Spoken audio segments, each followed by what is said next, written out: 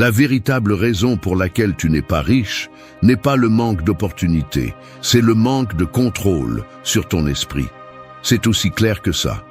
Avant de parler d'investissement, d'affaires ou de stratégie, tu dois affronter la racine du problème.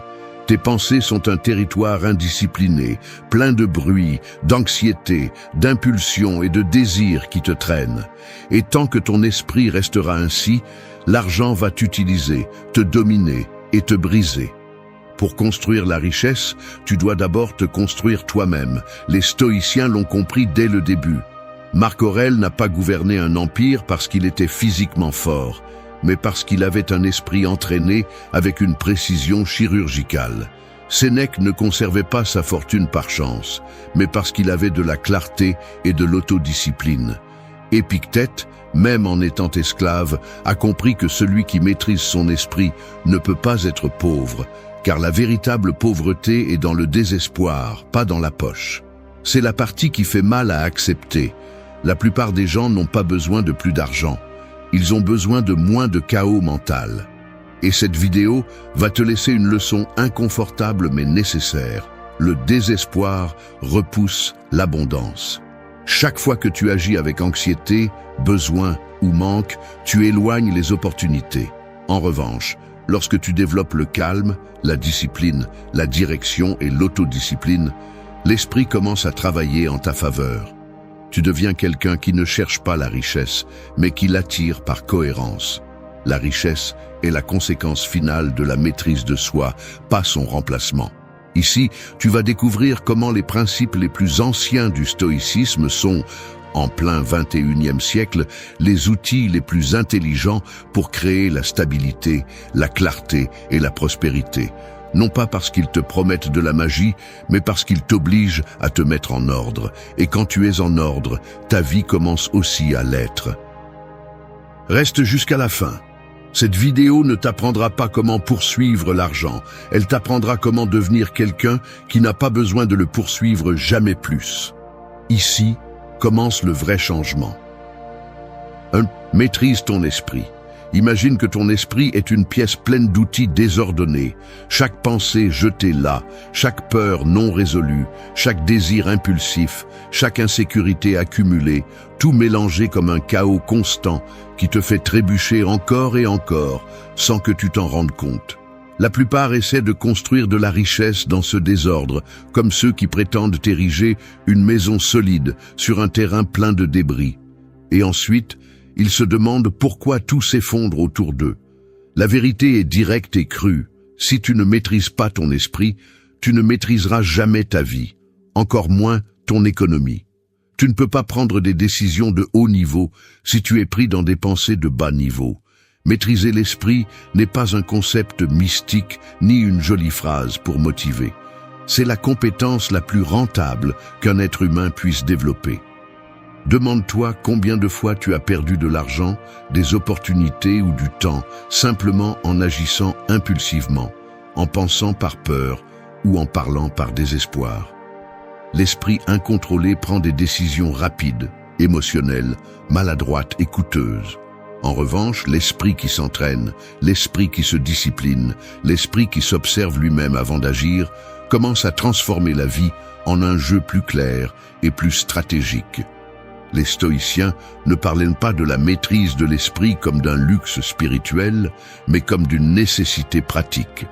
Marc Aurèle avait le poids d'un empire sur ses épaules, et pourtant, il entraînait son esprit chaque jour comme s'il était un soldat se préparant pour la guerre.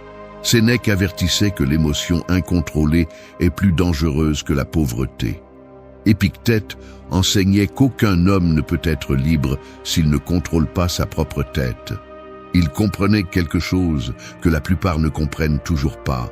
La richesse extérieure est subordonnée à la richesse intérieure. Si l'esprit est faible, tout le reste se brise. Maîtriser ton esprit signifie 3 choses. Observer, corriger et diriger. Observer, c'est te rendre compte quand tu penses par peur, manque ou impulsion. Corriger, c'est arrêter la pensée inutile, la remplacer, la rediriger, la rééduquer. Et diriger, c'est agir avec clarté, calme et intention, pas avec une réaction instantanée. C'est la base du contrôle de soi stoïcien et aussi la base de toute accumulation de richesses réelles. Parce que la plupart des gens perdent de l'argent non pas par manque d'intelligence, mais par excès de bruit intérieur. Si ton esprit vit dans le chaos, tout dans ta vie sera cher. Tes relations, tes décisions, tes erreurs, ton temps perdu, ton énergie gaspillée. Les gens pensent que maîtriser l'esprit est difficile, mais ce qui est difficile, c'est de continuer à vivre sans le faire. Ce qui est cher, ce n'est pas d'entraîner l'esprit, c'est de continuer à réagir avec la même impulsivité qui t'a freiné pendant des années. L'argent ne te rend pas libre, la discipline mentale le fait. L'argent ne te donne pas de pouvoir, la clarté le fait. L'argent ne te donne pas de stabilité, la maîtrise de soi le fait. Quand tu commences à contrôler ton esprit, quelque chose change. Tu ne cours plus après l'argent. Tu commences à penser à partir de l'abondance, pas de la faim.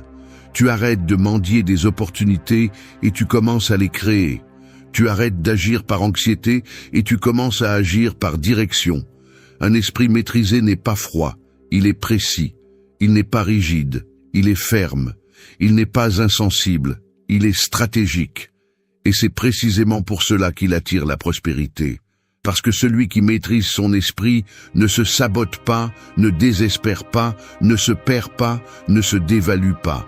Maîtrise ton esprit et l'argent cesse d'être un ennemi. Maîtrise ton esprit et la vie cesse de se sentir comme une bataille constante. Maîtrise ton esprit et tu commences à te déplacer avec le calme de celui qui sait exactement où il va. C'est le véritable point de départ. 2. Vis en dessous de tes moyens. L'argent est comme l'eau que tu essaies de retenir entre tes mains. Si tu serres trop fort par anxiété, elle s'échappe.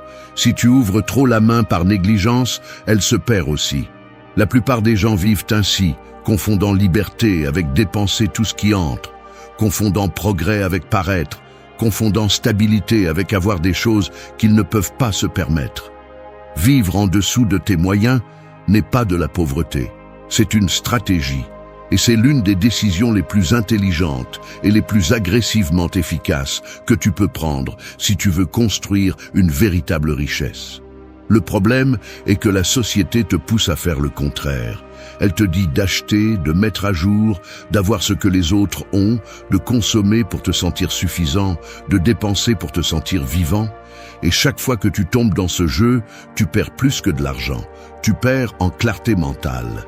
Car vivre au-dessus de tes moyens est une servitude émotionnelle déguisée en statut. C'est un piège conçu pour te maintenir éternellement au travail sans faire un seul pas vers ta liberté. Les stoïciens l'ont compris depuis des siècles. Sénèque, l'un des hommes les plus riches de Rome, choisissait de vivre simplement, sans dépendance, sans exagération, sans luxes inutiles. Il le faisait pour se rappeler que la véritable richesse n'est pas dans l'accumulation d'objets, mais dans l'absence de besoins. C'est la clé que peu de gens comprennent aujourd'hui. Celui qui a besoin de beaucoup est pauvre, même s'il a de l'argent. Celui qui a besoin de peu est libre, même avec moins de ressources.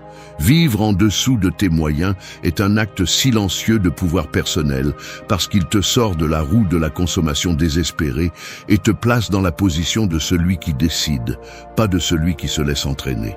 Vivre de manière stratégique ne signifie pas vivre limité. Cela signifie vivre avec un but. Lorsque tu réduis les dépenses impulsives, tu élimines le bruit, tu coupes l'excès et tu te concentres sur l'essentiel, ton esprit commence à fonctionner depuis le calme. L'argent cesse de s'évaporer et commence à s'accumuler. L'anxiété diminue, la clarté augmente, la pression disparaît. Ta vie cesse d'être contrôlée par des urgences économiques et devient un espace où tu peux choisir ce que tu veux construire. C'est le terrain fertile où naît la véritable richesse. Beaucoup pensent que vivre en dessous de ses moyens est un signe de faiblesse, alors qu'en réalité, c'est le signe le plus clair de force intérieure. Il faut de la discipline pour ne pas dépenser ce que tu pourrais dépenser. Il faut une identité pour ne pas tomber dans la comparaison. Il faut une vision pour comprendre que le sacrifice d'aujourd'hui est l'opportunité de demain. Vivre en dessous de tes moyens est aussi un entraînement mental. Il t'enseigne l'autocontrôle, la patience, la clarté, la responsabilité et la direction.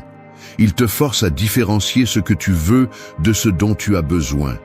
Il te donne de l'espace pour investir en toi, pas dans des objets qui perdent de la valeur. Et surtout, il te transforme en quelqu'un qui ne dépend pas de l'argent pour se sentir précieux. C'est le genre de personne qui attire les opportunités, non pas pour ce qu'elle a, mais pour ce qu'elle est. Celui qui vit en dessous de ses moyens ne vit pas moins, il vit mieux. Il vit avec intention, avec stabilité, avec concentration, avec pouvoir.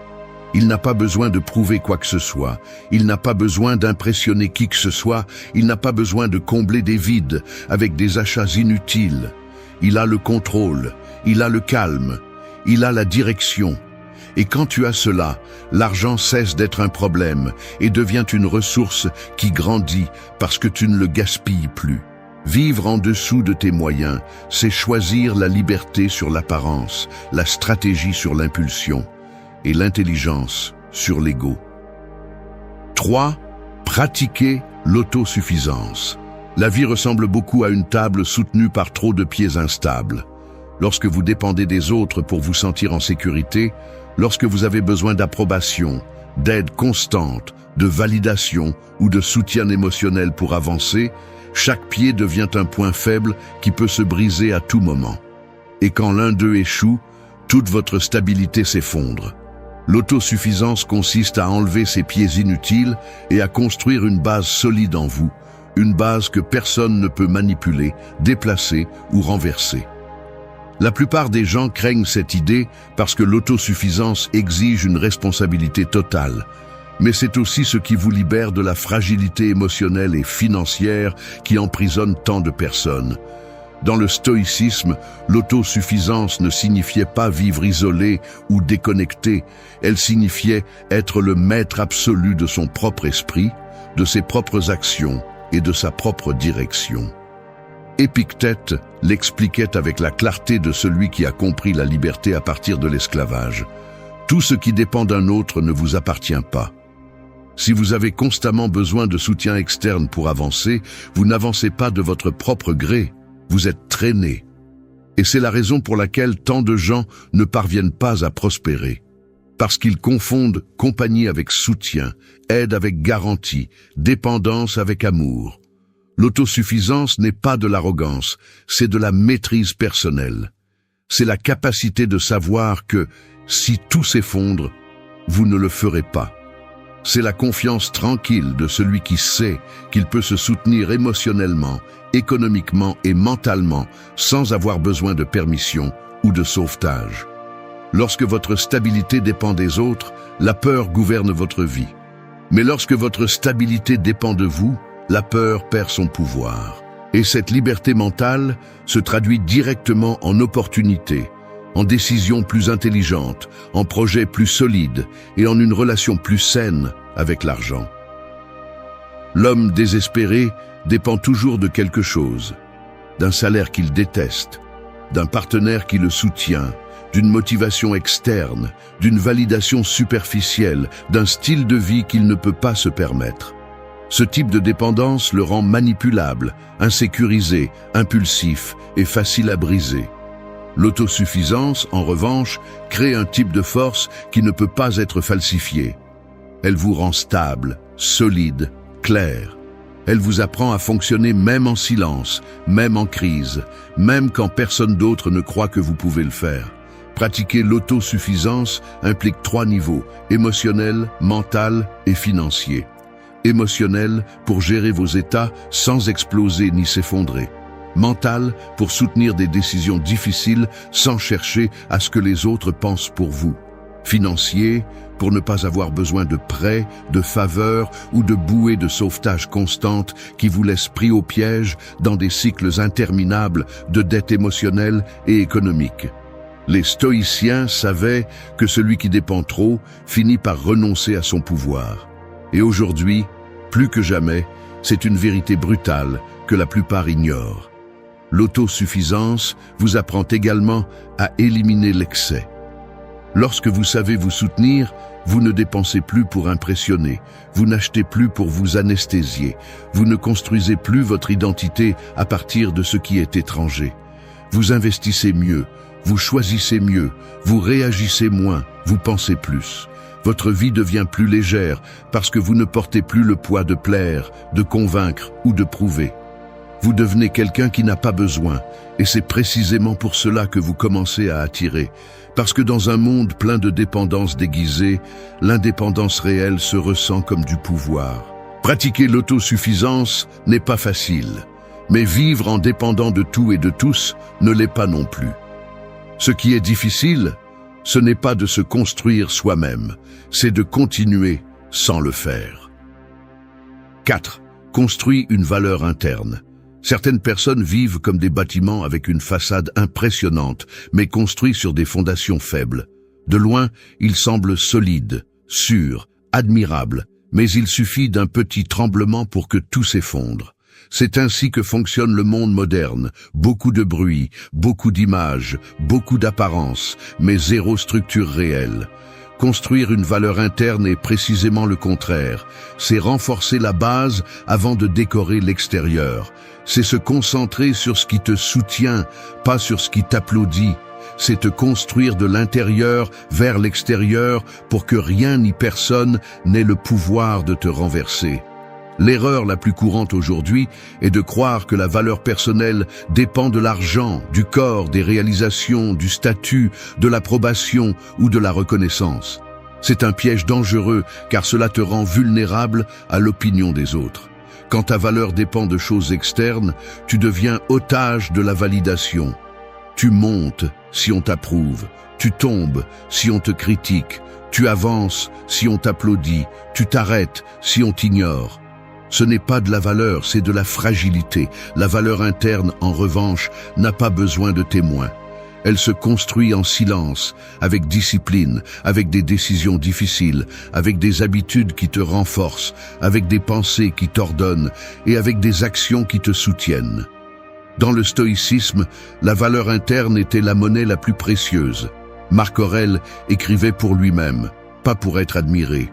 Sénèque enseignait que personne ne peut te prendre ce qui fait partie de ton caractère. Épictète insistait sur le fait que le vrai pouvoir vient de ce que tu contrôles en toi, pas de ce que tu accumules à l'extérieur. Tous étaient d'accord sur un point fondamental. La valeur interne est la seule chose qui ne peut pas être arrachée. Et quand tu comprends cela, ta relation avec la richesse change complètement. Construire une valeur interne implique de développer des qualités qui ne s'achètent pas. Discipline, clarté, intégrité, responsabilité, autocontrôle, résilience, honnêteté, stabilité émotionnelle. Ce sont les outils qui te permettent de prendre de meilleures décisions, de rester stable en temps de crise, de choisir ce qui est juste plutôt que ce qui est confortable et d'avancer même quand personne ne croit en toi. Quand tu as ces qualités, l'argent cesse d'être un symbole de valeur et devient un outil. Il cesse de te définir et commence à t'obéir. La plupart des gens cherchent des opportunités sans se rendre compte que les opportunités arrivent d'abord à ceux qui ont plus de valeur interne. Une personne disciplinée attire la confiance. Une personne stable attire des responsabilités plus grandes. Une personne claire attire des alliances. Une personne intègre attire des portes qui ne s'ouvriraient jamais pour quelqu'un de superficiel. Ce n'est pas de la spiritualité, c'est de la logique. Le marché récompense la valeur, pas l'apparence. La vie aussi. Un point important à comprendre est que la valeur interne ne se construit pas d'un coup. Elle se construit tous les jours, dans de petites décisions que la plupart méprisent.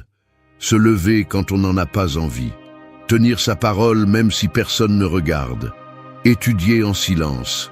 Garder son calme quand tout se complique.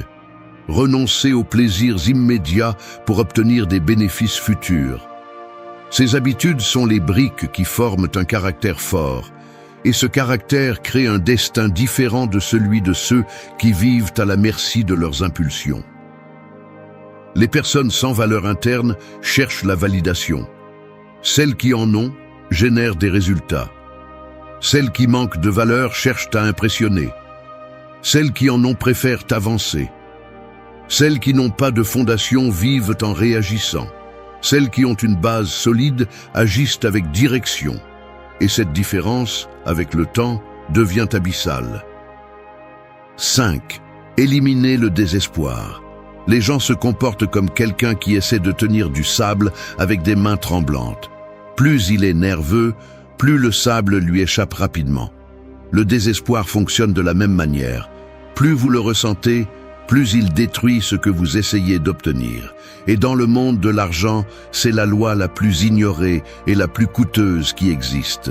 Le désespoir repousse les opportunités, effraie les portes, brouille l'esprit, vous fait prendre des décisions stupides et vous rend faible face à toute pression. Personne ne prospère en agissant à partir de l'urgence émotionnelle. Les gens font la même erreur encore et encore. Ils pensent qu'ils ont besoin de se déplacer rapidement, de stresser, d'insister, de pousser, d'exiger des résultats immédiats du monde.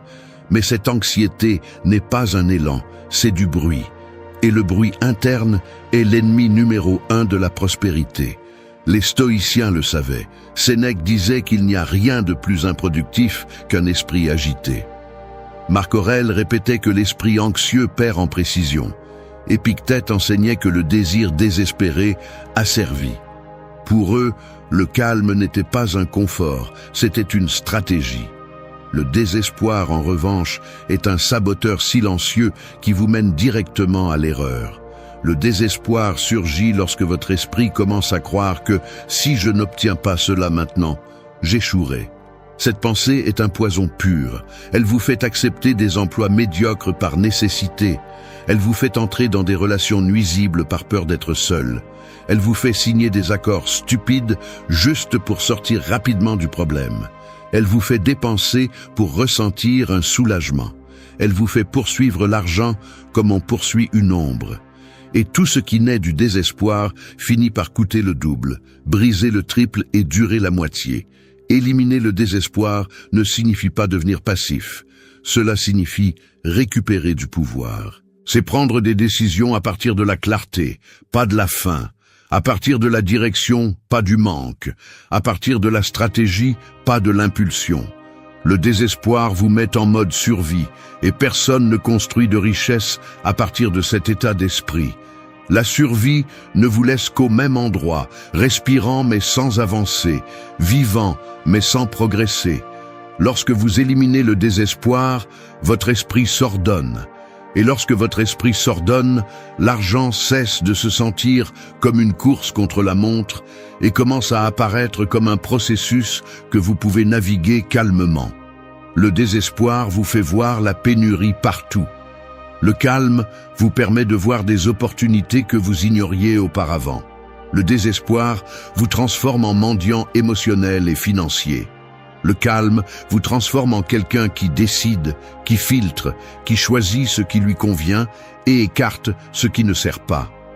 La vie vous traite différemment lorsque vous n'êtes pas désespéré. Les gens vous respectent davantage parce qu'ils ne vous voient pas dans le besoin. Les opportunités arrivent plus clairement parce que vous ne les forcez pas. Les décisions deviennent plus intelligentes parce qu'elles ne sont pas contaminées par l'anxiété. Et surtout, vous commencez à vous déplacer à partir d'un lieu plus conscient, plus mature et plus ferme. Éliminer le désespoir est un entraînement quotidien. Il consiste à observer quand votre esprit commence à s'accélérer sans raison, quand vous vous poussez par peur et non par intention, quand vous prenez des décisions parce que vous ne supportez pas l'incertitude. La discipline, l'autosuffisance, la clarté financière et la valeur interne que vous avez apprises dans les points précédents sont précisément ce qui vous permet d'éliminer le désespoir de votre système. 6. Réduis tes désirs. Les gens vivent comme un bateau avec trop de voiles ouvertes. Chaque désir agit comme une voile qui tire dans une direction différente. Une pousse vers le luxe, une autre vers la comparaison, une autre vers l'impulsion, une autre vers la validation, une autre vers le superficiel. Avec tant de voiles, le bateau n'avance pas. Il se balance simplement sans contrôle. Réduire les désirs, c'est abaisser les voiles inutiles pour que le bateau puisse enfin se déplacer vers un cap clair. La plupart confondent le fait de désirer moins avec le fait de se contenter, alors qu'en réalité, c'est l'une des décisions les plus puissantes qu'une personne qui veut construire de la richesse et une stabilité mentale peut prendre. Le monde actuel t'éduque à vouloir plus de tout, même de ce dont tu n'as pas besoin. Plus de vêtements, plus de technologie, plus de divertissement, plus de plaisir rapide, plus de distractions, plus d'objets qui promettent le bonheur et livrent le vide. Cette saturation de désir crée un esprit agité, anxieux et insatisfait, incapable de se concentrer sur l'essentiel. L'abondance n'est pas dans ce que tu accumules, mais dans ce dont tu n'as plus besoin. Réduire tes désirs ne signifie pas cesser d'aspirer à de grandes choses. Cela signifie arrêter de poursuivre des futilités qui consomment ton temps, ton énergie, ta paix et ton argent.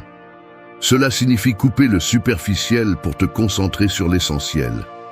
Car chaque désir inutile entraîne des conséquences. Il te distrait, t'endette, te stresse, te manipule. Et chaque fois que tu cèdes à un désir impulsif, tu renonces à ta clarté mentale et à ta liberté financière. Le problème n'est pas de vouloir. Le problème est de tout vouloir et de le vouloir tout de suite. Les désirs mal gérés sont à l'origine d'une grande partie de tes problèmes financiers. Ils te font acheter sur un coup de tête, te font succomber à la mode, te font dépenser pour te sentir inclus, te font poursuivre des images qui ne correspondent pas à la personne que tu veux être. Plus tu désires, plus tu deviens vulnérable à la comparaison, et plus tu deviens facilement l'esclave de la consommation. Moins tu désires, plus tu deviens stable et puissant. Les stoïciens l'appelaient la tempérance. Aujourd'hui, nous pourrions l'appeler l'intelligence émotionnelle appliquée à l'argent. Réduire tes désirs t'aide aussi à voir clairement ce qui compte vraiment. Quand tu élimines le bruit mental, les vrais objectifs restent. Quand tu élimines les impulsions, la stratégie apparaît. Quand tu réduis le désir superficiel, le désir profond grandit. Le désir d'ordre, de progrès, de liberté, de stabilité, d'une vie qui ne dépend pas des achats, mais des décisions. Et ce type de désir devient du carburant pour la discipline, pas un obstacle. Il ne s'agit pas de limiter ta vie, il s'agit de la diriger. Les gens qui veulent tout finissent par n'avoir rien parce qu'ils ne savent pas prioriser. Les gens qui réduisent leurs désirs accomplissent plus parce qu'ils concentrent leur énergie sur ce qui compte vraiment. Ils ne se dispersent pas, ne se perdent pas, ne s'enfoncent pas dans les dettes émotionnelles ou financières. Pour réduire tes désirs, tu as besoin de 3 choses: clarté, autocontrôle et but. Clarté pour savoir ce qui apporte quelque chose et ce qui te distrait seulement. Autocontrôle pour dire non, même quand la tentation te parle doucement. But pour te rappeler pourquoi tu as pris cette décision. Ce n'est pas un acte de sacrifice, c'est un acte d'intelligence. Tu ne renonces pas à ce que tu désires, tu renonces à ce qui te retarde. Celui qui réduit ses désirs obtient quelque chose que l'argent ne peut pas acheter, la tranquillité d'esprit. Cette tranquillité te permet de penser mieux, d'agir avec précision et de créer de la richesse à partir de la stratégie, pas de l'impulsivité. 7. Cultiver l'autoconnaissance quotidienne. L'esprit humain ressemble à une pièce sombre où vous gardez tout ce que vous ne voulez pas affronter. Les peurs accumulées, les désirs désordonnés, les décisions non résolues, les blessures anciennes, les schémas que vous répétez sans comprendre pourquoi. La plupart des gens vivent ainsi, avançant à l'aveuglette dans cette pièce, trébuchant sur les mêmes choses encore et blâmant le destin pour des coups qui proviennent de leur propre manque de clarté. L'autoconnaissance quotidienne est d'allumer la lumière, c'est de revoir ce qu'il y a à l'intérieur, de ranger, de nettoyer, de comprendre, de réinterpréter et de corriger. Sans cette lumière, toute tentative de construire la richesse sera une expérience ratée. L'autoconnaissance n'est pas une mode ni une phrase élégante. C'est la base de l'intelligence émotionnelle, de la stabilité financière et de la maîtrise personnelle. Parce que si vous ne savez pas comment vous pensez, pourquoi vous décidez ce que vous décidez, d'où viennent vos impulsions ou vers où vos émotions vous entraînent, d'autres décideront pour vous. Les circonstances vous déplaceront. Le marché vous manipulera. L'opinion des autres vous contrôlera. Et vous finirez par vivre avec le sentiment que tout vous arrive, au lieu de réaliser que beaucoup est provoqué par vous-même, parce que vous ne vous connaissez pas. Les stoïciens comprenaient l'autoconnaissance comme un exercice quotidien, pas comme une révélation occasionnelle. Marc Aurèle écrivait chaque soir pour revoir sa conduite. Sénèque recommandait d'examiner la journée comme un juge examine une affaire. Épictète enseignait que la liberté commence lorsque vous identifiez vos chaînes internes. Il savait qu'un esprit sans révision devient un esprit esclave. Et aujourd'hui, plus que jamais, cela reste vrai. Cultiver l'autoconnaissance quotidienne signifie observer vos schémas avec une brutalité sincère. Cela signifie accepter vos erreurs sans les embellir. Cela signifie reconnaître vos points faibles pour les entraîner et vos points forts pour les renforcer. Cela signifie identifier quelles pensées vous volent de l'énergie, quelles habitudes vous freinent, quelles émotions vous sabotent, quels désirs vous manipulent et quelles croyances ne vous servent plus. L'argent ne résout pas ces problèmes, il les amplifie. C'est pourquoi tant de personnes ont des revenus élevés, mais se sentent toujours vides, instables ou perdus. L'autoconnaissance vous apprend également à comprendre votre relation avec l'argent. Dépensez-vous pour vous sentir soulagé? Achetez-vous pour impressionner? Travaillez-vous par peur? Prenez-vous des décisions par comparaison? Cherchez-vous la richesse pour prouver quelque chose? Chacune de ces motivations crée des résultats totalement différents. Et ce n'est que lorsque vous connaissez vos motivations internes que vous pouvez corriger le cap avant de nuire à votre avenir financier. Une journée sans autoconnaissance est une journée en mode automatique. Et une journée en automatique est une journée dirigée par de vieilles habitudes qui vous éloignent de ce que vous dites vouloir. La croissance ne se produit pas d'un coup, elle se produit dans ces petits actes de révision, d'ajustement, de réflexion et de correction. C'est ce qui sépare ceux qui avancent de ceux qui répètent le même cycle année après année sans comprendre pourquoi leur vie ne change pas. Pour cultiver l'autoconnaissance, vous avez besoin de 3 pratiques fondamentales. La première, observez. Soyez témoin de vos pensées sans y succomber. Regardez vos impulsions de l'extérieur, comme un stratège analysant une carte. La deuxième, questionnez. Demandez-vous pourquoi vous désirez ce que vous désirez, pourquoi vous craignez ce que vous craignez, pourquoi vous réagissez comme vous réagissez. La troisième, corrigez. Changez de cap lorsque vous voyez que vous vous écartez, même si cela vous dérange. Un être humain qui se connaît lui-même est difficile à manipuler, difficile à tromper, difficile à briser. 8. Investis d'abord en toi.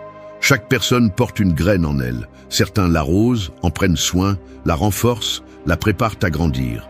D'autres l'ignorent pendant qu'ils passent leur temps et leur argent à décorer le jardin des autres.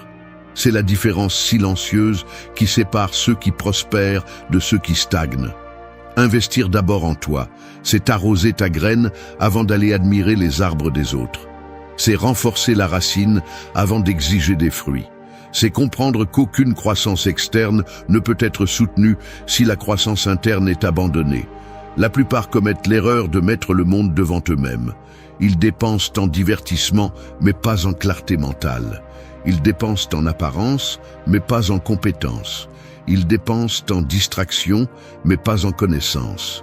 Ils dépensent en tout ce qui les éloigne de leur potentiel et évitent tout ce qui les rapprocherait de devenir des personnes précieuses.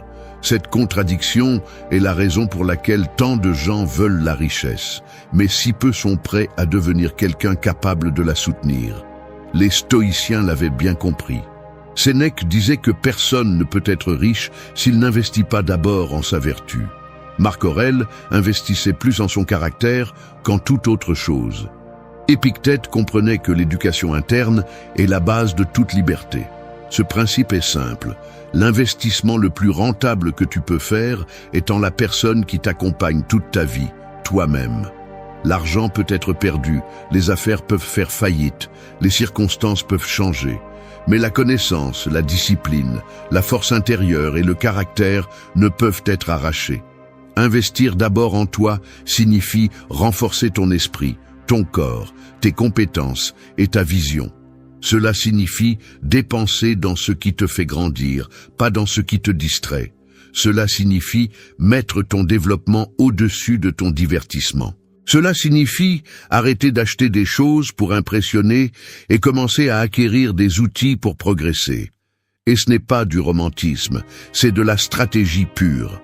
Parce que le monde actuel récompense ceux qui savent des choses, ceux qui résistent à la pression, ceux qui ont une clarté mentale, ceux qui contrôlent leurs émotions et ceux qui se connaissent profondément.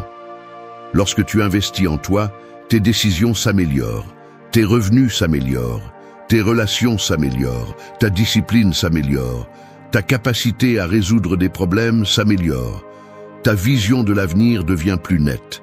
L'esprit s'élargit et commence à se déplacer avec précision.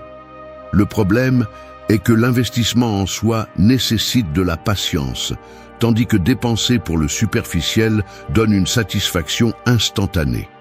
Et c'est la raison pour laquelle la plupart des gens ne grandissent jamais. Ils choisissent la rapidité sur la valeur, le confort sur le nécessaire, l'immédiat sur le transcendant. La plus grande erreur est d'attendre d'avoir de l'argent pour investir en soi. La réalité est que tu commences avec ce que tu as. Un livre, un cours, un entraînement, une discipline quotidienne, une nouvelle habitude, une amélioration de ta routine, une pratique de réflexion, une décision qui te renforce. Chacun de ces investissements forme une version plus forte de toi, et cette version plus forte ouvre des portes que la version faible ne pourrait jamais ouvrir. Investir d'abord en toi signifie aussi t'entourer de meilleures idées, de meilleures habitudes, de meilleures conversations et de meilleures influences. Si tu t'entoures de bruit, ton esprit devient bruit. Si tu t'entoures de clarté, ton esprit devient clair. Tu ne peux pas grandir si ton environnement te tire vers le bas. C'est pourquoi investir en toi implique de choisir avec soin ce que tu consommes, ce que tu écoutes, ce que tu apprends et avec qui tu partages ton énergie. Les personnes qui osent investir en elles-mêmes deviennent dangereuses dans le bon sens. Perdre quelqu'un ne fait pas mal à cause de son départ. Ça fait mal parce que ça te force à te voir sans filtre, comme si un miroir se brisait au moment le moins opportun. Quand quelqu'un s'éloigne, ce n'est pas seulement une présence qui disparaît, c'est aussi une vérité qui apparaît. Tu dépendais plus de cette personne que tu ne le pensais. Et accepter cela pèse, brûle, dérange. Mais voici la partie que presque personne ne te dit. Cette douleur n'est pas une condamnation, c'est un outil. C'est le coup qui te réveille, la poussée qui te force à construire la force que tu as reportée en attendant de l'attention, des réponses ou de la validation. Le silence des autres n'est pas une punition. C'est l'entraînement que la vie utilise pour que tu apprennes à te soutenir seul. Ce que tu ressens maintenant n'est pas de l'abandon, c'est l'écho de ce que tu n'as pas travaillé en toi. Et aussi dur que cela puisse paraître, c'est la meilleure opportunité que tu auras pour arrêter de dépendre de ce qui s'en va et commencer à dépendre de la seule chose qui ne te trahira jamais, toi-même. Cette vidéo ne vient pas adoucir la réalité. Elle vient te montrer comment transformer le choc émotionnel en concentration, comment transformer l'absence en clarté et comment utiliser ce moment pour te relever avec plus de force que tu n'en avais avant. Si tu restes, tu apprendras 8 leçons qui ne te feront pas seulement surmonter celui qui s'est éloigné. Elles te rendront impossible à renverser la prochaine fois que la vie décidera de te mettre à l'épreuve. 1. Lâcher le besoin d'explication. Sentir que quelqu'un s'éloigne, c'est comme voir une corde que vous pensiez solide commencer à se défaire entre vos mains. D'abord, vous essayez de la tenir, puis vous tirez plus fort, puis vous désespérez parce que chaque fil qui se rompt vous fait croire que vous perdez quelque chose d'essentiel. La vérité inconfortable est que cette corde n'a jamais été à vous. Elle n'a jamais été sous votre contrôle, et s'accrocher à elle ne fait que blesser davantage vos mains et votre esprit. C'est pourquoi lâcher le besoin d'explication n'est pas de l'indifférence, c'est de la dignité. C'est le moment où vous décidez d'arrêter de vous épuiser à essayer de comprendre ce que l'autre personne n'a jamais osé vous dire. La plupart des gens cherchent des réponses comme si des mots pouvaient guérir des blessures. Mais la réalité est différente. L'explication que vous attendez ne change rien, ne vous rend pas plus fort, ne répare pas ce que vous ressentez et pire encore, vous maintient enfermé dans une prison mentale où vous dépendez du jugement d'autrui pour retrouver votre calme. Ce n'est pas de l'amour-propre, c'est de la dépendance émotionnelle déguisée en « j'ai besoin de comprendre ». La personne qui est partie vous a déjà donné l'explication la plus claire par ses actes, et même si ça fait mal, ses actes en disent plus que n'importe quel discours. Parce que celui qui veut être là reste, celui qui respecte communique, et celui qui valorise ne disparaît pas sans prévenir. Poursuivre des mots que quelqu'un a choisi de ne pas dire est une perte d'énergie que vous devriez utiliser pour vous relever, pas pour revivre ce qui est déjà mort. Le stoïcisme est clair à ce sujet. Ne vous épuisez pas sur ce qui ne dépend pas de vous. La clarté apparaît lorsque vous comprenez que le comportement de l'autre n'est pas votre responsabilité, que son silence n'est pas un puzzle que vous devez résoudre et que sa distance n'est pas un examen que vous devez passer. Lorsque vous arrêtez de chercher des explications, vous commencez à voir ce qui a toujours été devant vous. Le véritable problème n'est pas l'absence de l'autre, mais l'idée que la réponse que vous cherchez est dans sa bouche et non dans votre discipline émotionnelle. Lâcher le besoin d'explication est un acte brutal de croissance. Il vous oblige à faire confiance à votre jugement, il vous pousse à fermer des chapitres sans demander la permission, et il vous entraîne à avancer sans rester coincé à attendre une validation qui ne viendra probablement jamais. Même si au début cela ressemble à sauter sans voir le sol, vous comprenez ensuite que ce saut était nécessaire pour arrêter de vivre en fonction de ce que les autres disent ou font. La force émotionnelle ne naît pas d'une fermeture parfaite, elle naît lorsque vous vous dites « stop ». Assez de donner votre paix à celui qui a décidé de partir. Assez d'exiger de la clarté à celui qui n'en a même pas pour lui-même. Assez d'attendre une explication qui ne change pas ce qui s'est déjà passé. Lorsque vous lâchez ce besoin, vous récupérez votre pouvoir, parce que vous arrêtez de réagir et commencez à décider. Vous arrêtez de supplier des signes et commencez à interpréter la réalité telle qu'elle est, sans illusion ni excuse. C'est le point où la blessure cesse d'être une tragédie et devient une leçon. Comprendre que vous n'avez pas besoin que quelqu'un vous explique quoi que ce soit pour continuer à avancer est l'une des premières étapes pour vous libérer de la douleur que laisse celui qui s'éloigne.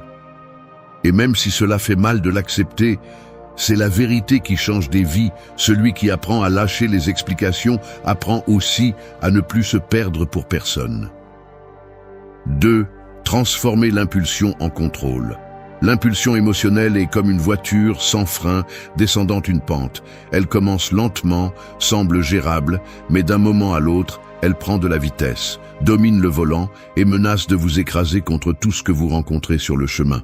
Cette impulsion apparaît lorsque quelqu'un vous ignore, lorsqu'il ne répond pas, lorsque vous sentez que vous êtes mis de côté. Et la première chose qui vous pousse à faire est de réagir sans réfléchir, d'écrire, d'appeler, d'expliquer, de poursuivre, de chercher n'importe quelle façon de retrouver un sentiment de contrôle que, en réalité, vous n'avez jamais eu.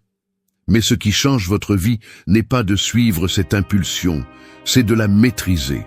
L'impulsion naît de la peur, pas de l'amour, et si vous ne la contrôlez pas, elle vous transforme en prisonnier de votre anxiété. Le stoïcisme enseigne que ce qui motive le sage n'est pas ce qu'il ressent sur le moment, mais ce qu'il décide de faire avec. L'impulsion veut que vous agissiez maintenant, que vous vous désespériez, que vous réagissiez, que vous abandonniez votre dignité pour soulager le vide immédiatement. Mais le contrôle vous oblige à vous arrêter, à respirer et à réfléchir, même lorsque chaque partie de vous veut courir après celui qui s'éloigne. Contrôler l'impulsion ne signifie pas réprimer ce que vous ressentez. Cela signifie le diriger. Cela signifie que vous ne permettez pas à une émotion momentanée de détruire votre stabilité interne. Cela signifie que, même si votre esprit crie agit maintenant, vous décidez de ne pas bouger jusqu'à ce que vous ayez la clarté, parce que c'est la différence entre quelqu'un émotionnellement faible et quelqu'un émotionnellement fort. Le faible réagit, le fort décide. Lorsque quelqu'un s'éloigne, l'impulsion vous trompe en vous faisant croire que vous pouvez arranger la situation si vous agissez rapidement. Il vous dit qu'un message de plus peut tout changer, que si vous expliquez mieux, si vous donnez plus, si vous montrez de l'intérêt, peut-être que cette personne reviendra. Mais la réalité est plus simple et plus dure. Si quelqu'un veut rester, il reste. Et si quelqu'un part, rien de ce que vous faites ne le fera revenir de manière authentique. Transformer l'impulsion en contrôle est une pratique quotidienne, pas un acte unique. Cela signifie que lorsque vous ressentez le besoin d'agir impulsivement, vous choisissez d'attendre. Choisissez de respirer avant de répondre. Questionnez votre véritable motif avant de bouger. Demandez-vous si l'action vient de votre sagesse ou de votre peur. Cela signifie que chaque fois que vous ressentez ce nœud dans la poitrine qui vous dit « fais quelque chose », vous répondez par « pas encore ». Et ce petit espace que vous créez entre l'émotion et l'action devient votre force. Le contrôle n'est pas obtenu en essayant de ne pas ressentir. Il est obtenu en apprenant à ne pas obéir immédiatement à tout ce que vous ressentez. C'est comprendre que l'urgence émotionnelle ne mène presque jamais à des décisions sages. C'est reconnaître que la stabilité naît du calme, pas de la réaction. Et lorsque vous commencez à vivre ainsi, le silence des autres cesse de déclencher votre chaos interne parce que vous découvrez que vous n'avez pas besoin de courir après quoi que ce soit ni qui que ce soit pour maintenir votre centre. Chaque fois que vous maîtrisez une impulsion, vous devenez plus fort. Chaque fois que vous choisissez d'attendre plutôt que de réagir, vous vous entraînez émotionnellement. Chaque fois que vous transformez cette énergie en quelque chose de productif, au lieu de l'utiliser pour chercher de l'attention, vous construisez une version de vous qui ne s'agenouille devant aucune absence. C'est ainsi que vous devenez quelqu'un qui n'a plus besoin de poursuivre personne, parce que vous apprenez à vous poursuivre vous-même, à améliorer votre caractère, à renforcer votre esprit. Le contrôle ne vous protège pas seulement de la douleur, il fait de vous quelqu'un digne de respect, même de la part de ceux qui ont décidé de s'éloigner. Et le plus important, il vous rend le pouvoir que vous avez cédé lorsque vous avez agi sur l'impulsion et non sur votre discipline. 3. Concentre-toi sur ce qui dépend de toi. Perdre le contrôle émotionnel ressemble à tenir du sable entre les doigts. Plus tu serres fort en essayant de le garder, plus il s'échappe rapidement. C'est ainsi que fonctionne l'esprit quand quelqu'un s'éloigne. Tu t'accroches, tu te tends, tu t'épuises, en essayant de maintenir quelque chose qui ne dépend pas de toi. Et plus tu t'obsèdes, plus tout s'effondre. C'est pourquoi l'enseignement stoïcien le plus simple finit par être le plus difficile à appliquer. Concentre-toi uniquement sur ce qui est vraiment entre tes mains. La plupart des gens souffrent parce qu'ils mettent de l'énergie là où ils n'ont pas de pouvoir.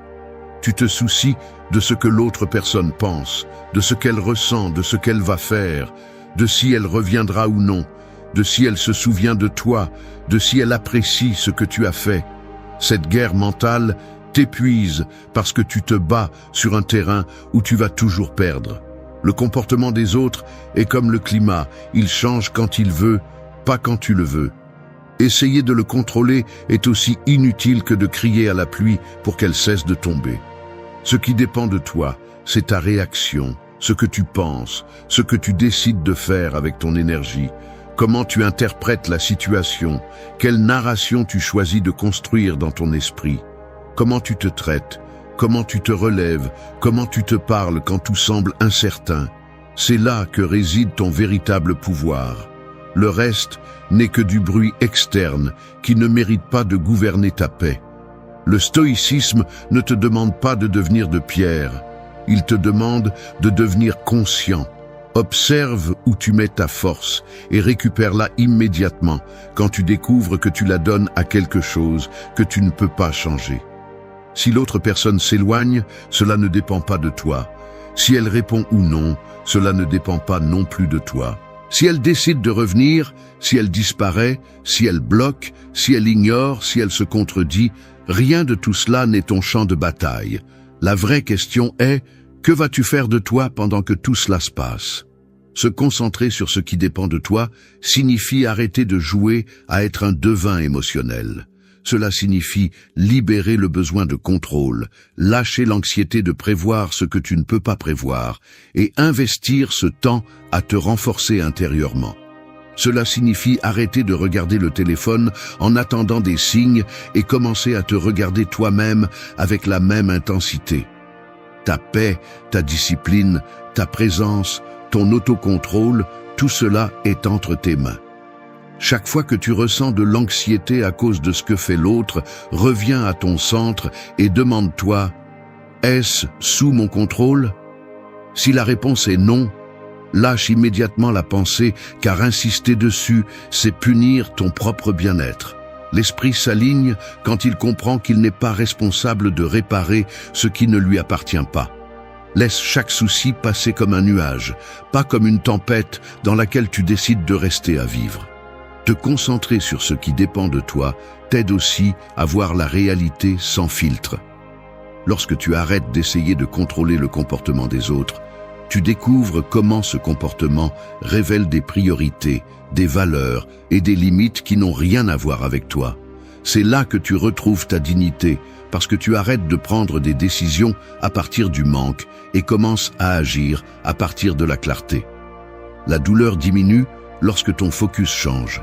Lorsque tu arrêtes de poursuivre des explications, lorsque tu contrôles tes impulsions, lorsque tu acceptes que la distance fait partie de la vie et n'est pas une attaque personnelle, tu commences à construire une forteresse interne qui ne dépend du comportement de personne. Tu deviens quelqu'un de stable, quelqu'un de centré, quelqu'un qui ne se perd pas dans le bruit extérieur parce qu'il a appris à gouverner son monde intérieur.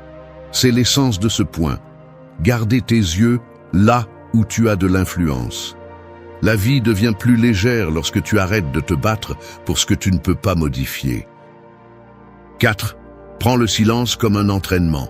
Le silence des autres se ressent comme entrer dans une pièce où il y avait auparavant du bruit, du mouvement et de la vie.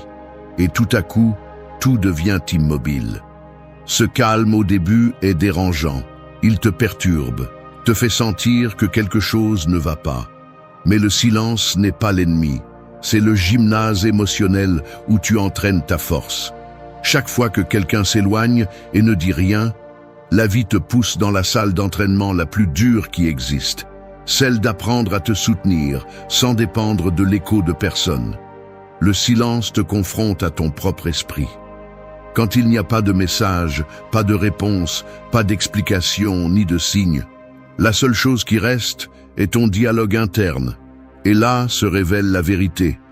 Là, tu vois si ton esprit est éduqué ou indiscipliné, si tu te gouvernes ou te perds, si ta stabilité dépend de l'action des autres ou de ta capacité à rester ferme. C'est pourquoi ce point est si crucial. Tu ne peux pas contrôler le silence des autres, mais tu peux le transformer en ton meilleur entraînement. Beaucoup de gens interprètent le silence comme un rejet, une offense ou un abandon. Et même si cela fait mal, le silence est simplement de l'information. Il montre les priorités, l'intérêt, le caractère.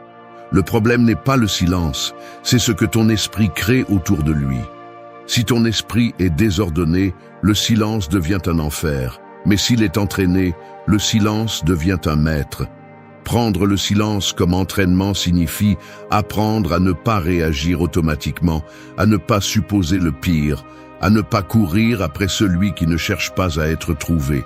Cela signifie que chaque fois que tu ressens de l'anxiété face à l'absence de réponse, tu choisis d'observer ton émotion plutôt que de lui obéir. Cela signifie que lorsque ton impulsion dit « cherche, écris, insiste », tu dis « attends, réfléchis, respire ». Cette pause, cette seconde de clarté, est l'entraînement qui renforce ton caractère. Le silence t'oblige à écouter ce que tu évites normalement. Tes peurs, tes insécurités, tes schémas émotionnels, ton besoin d'approbation. Et même si affronter cela fait mal, c'est exactement ce qui te libère. Parce que tu ne peux pas guérir ce que tu n'oses pas voir. Le silence élimine les distractions, éteint le bruit extérieur et met devant toi tout ce que tu n'as pas encore travaillé en toi. Et même si cela semble cruel, c'est l'un des cadeaux les plus puissants que la vie peut te donner. Les stoïciens ne voyaient pas le silence comme un vide, mais comme un espace de clarté. Parce que dans le silence, tu penses mieux, tu vois mieux, tu décides mieux. Le silence arrête l'impulsivité et te montre avec précision ce qui est réel et ce qui n'est que de l'anxiété. Si tu apprends à être à l'aise dans cet espace, tu cesses de dépendre de la présence des autres pour te sentir en paix. Prendre le silence comme entraînement signifie aussi que tu commences à lire les actions plutôt que les mots. Si quelqu'un choisit le silence, là est la réponse. Si quelqu'un décide de s'éloigner sans explication, là est l'explication. Quand tu acceptes cette vérité, quelque chose en toi change. Tu cesses de te battre avec la réalité et tu commences à construire une discipline émotionnelle. Tu cesses de chercher du bruit pour calmer tes insécurités et tu commences à construire le calme de l'intérieur. Chaque jour que tu passes sans réagir au silence, tu deviens plus fort. Chaque moment où tu choisis de ne pas insister, de ne pas poursuivre et de ne pas mendier de la clarté, ton esprit se stabilise. Tu te rends compte que ton pouvoir n'était jamais de provoquer des réponses, mais de gouverner ta réaction à leur absence. Et quand tu atteins ce niveau de contrôle interne, tu ne te soucies plus si quelqu'un garde le silence, parce que tu ne dépends plus de sa voix pour garder la tienne ferme. 5. Grandis quand les autres s'éloignent. L'éloignement de quelqu'un se ressent comme lorsqu'un arbre perd une branche en pleine tempête. Au début, cela semble être une perte irréparable, une fracture qui expose l'intérieur. Mais si tu observes la nature attentivement, tu découvriras quelque chose d'important. Chaque fois qu'un arbre perd une branche, il redirige son énergie, renforce son tronc et grandit vers le haut avec plus de force. Il en va de même pour l'âme quand quelqu'un décide de partir. Peu importe combien cela fait mal, la croissance commence précisément à cet instant où tu sens que quelque chose s'est brisé. Grandir quand les autres s'éloignent est l'une des leçons les plus dures, car elle t'oblige à accepter la réalité sans la maquiller. Accepter que quelqu'un n'est plus là, c'est accepter que la vie te pousse de force vers l'avant, arrachant de toi ce qui ne sert plus à ton évolution. Il faut voir que l'espace laissé par celui qui part n'est pas un vide, c'est un nouveau territoire où tu peux construire quelque chose de mieux avec toi-même. La plupart des gens stagnent parce qu'ils interprètent la distance des autres comme une sentence. Ils pensent « on m'a laissé, on m'a écarté, je ne compte plus ». Mais cette interprétation est une tromperie émotionnelle. La vérité est que la vie t'enlève quelqu'un qui freinait ton avancement, même si tu ne le voyais pas ainsi sur le moment. Parfois, cet éloignement qui te fait mal maintenant est exactement ce qui te sauve plus tard. La douleur n'est pas un blocage, c'est un signe que ta croissance commence. Grandir quand les autres s'éloignent signifie arrêter de te demander pourquoi ils l'ont fait et commencer à te demander ce que tu vas faire de ce moment. Cela signifie utiliser ce silence, cette absence, cette frustration comme carburant pour avancer. Cela signifie que, au lieu de tomber dans l'auto-apitoiement, tu prends le contrôle de ton récit. Si avant tu donnais trop, maintenant tu apprends à poser des limites. Si avant tu dépendais émotionnellement, maintenant tu développes ton indépendance. Si avant tu mettais ta valeur entre les mains des autres, maintenant tu la construis de l'intérieur. Quand quelqu'un part, il emporte sa présence, mais jamais ta capacité à choisir qui tu veux être après son départ. Et c'est la partie que beaucoup oublient. Peu importe qui s'est éloigné, l'important est qui tu es en train de devenir. Chaque personne qui quitte ta vie te laisse une opportunité, même si elle est déguisée en blessure. Elle te laisse la possibilité de grandir en silence, de te reconstruire de l'intérieur, de rompre les schémas que tu portais depuis des années et qui ne se révèlent que lorsque tu es confronté à une telle douleur. La vraie croissance se produit lorsque tu ne réagis plus par manque, mais par clarté. Lorsque tu arrêtes de penser « j'ai perdu quelqu'un » et que tu commences à penser « j'ai gagné une version plus forte de moi ». Lorsque tu comprends que le fait que quelqu'un s'éloigne ne diminue pas ta valeur, cela ne fait que révéler la sienne. Lorsque tu acceptes que tu ne peux forcer personne à rester, mais que tu peux te forcer à avancer. Les stoïciens voyaient la douleur comme un maître qui polissait le caractère. Ils ne cherchaient pas à l'éviter, ils cherchaient à en tirer parti. Et c'est exactement ce que tu dois faire ici. Que chaque jour, sans cette personne, devienne un jour où tu renforces ton esprit. Que chaque absence devienne un élan pour construire la discipline. Que chaque silence devienne une opportunité pour mieux te connaître.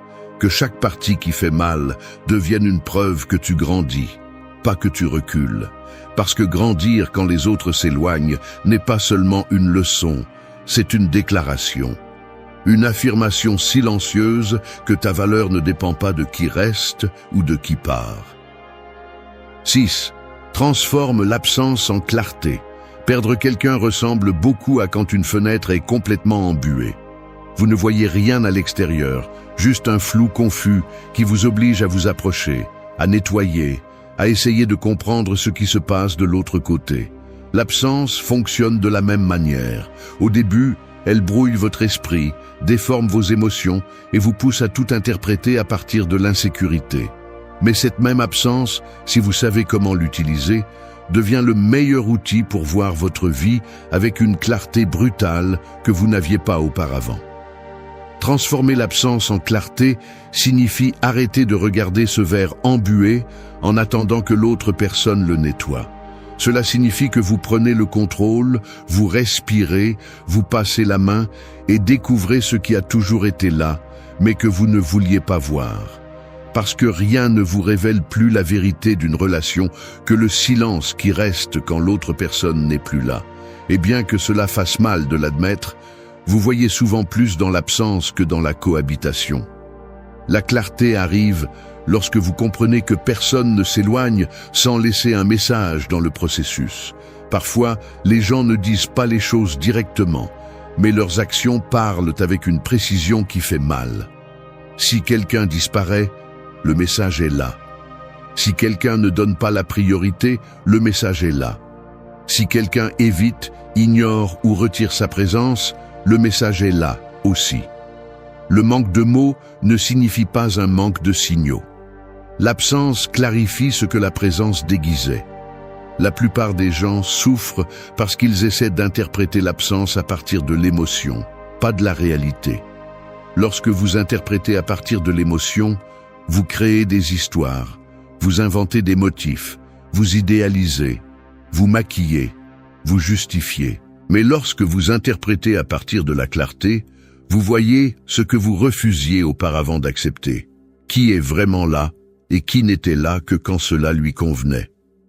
Cette découverte peut faire mal, mais elle vous libère aussi. Elle vous permet d'arrêter d'investir de l'énergie dans ce qui n'a pas l'intention de se maintenir. Transformer l'absence en clarté signifie aussi que vous commencez à vous observer. La distance de l'autre révèle vos schémas. Elle révèle si vous vous attachez trop vite, si vous idéalisez, si vous donnez plus que vous ne devriez, si vous cherchez l'approbation, si vous avez peur d'être seul, si vous avez du mal à fixer des limites. L'absence éclaire votre ombre émotionnelle. Ce que vous faites de cette information est votre croissance ou votre destruction. Si vous l'utilisez bien, vous devenez indestructible. Ce point ne consiste pas à vous endurcir de manière froide. Il s'agit de vous voir avec honnêteté. Chaque fois que quelqu'un s'éloigne, demandez-vous quelle partie de vous se déséquilibre. Si l'absence vous fait tomber, ce n'est pas parce que cette personne était votre centre, c'est parce que vous n'aviez pas construit le vôtre. Cette clarté est dure, mais elle transforme. Il ne s'agit pas de vous blâmer, il s'agit de vous réveiller. Les stoïciens n'évitaient pas les pertes, ils les analysaient. Ils savaient que tout ce qui fait mal révèle quelque chose. Ils savaient que l'absence expose l'essentiel, qui vous étiez avec la personne, qui vous étiez sans elle et qui vous pouvez être après ce vide. Lorsque vous prenez l'absence comme une opportunité de clarté, vous arrêtez de vous victimiser. Vous commencez à voir la situation comme un avant et un après où vous décidez quelle version de vous-même naît après la perte. Cette clarté vous permet de redéfinir vos normes. Elle vous permet de comprendre quelle relation mérite votre énergie. Elle vous permet de fermer des cycles sans avoir besoin de fin parfaite. Elle vous permet de voir où vous donniez plus que vous ne receviez. Elle vous permet de voir vos propres fuites émotionnelles. Elle vous permet de reconstruire votre chemin sans répéter vos erreurs. Et quelque chose de plus profond se produit lorsque vous faites cela. L'absence cesse de faire mal, non pas parce qu'il n'y a plus d'émotion, mais parce que vous ne l'interprétez plus à partir de la dépendance. Vous l'interprétez à partir de la vision. 7. Évolue en silence. La croissance personnelle ressemble beaucoup à la façon dont une graine germe sous terre.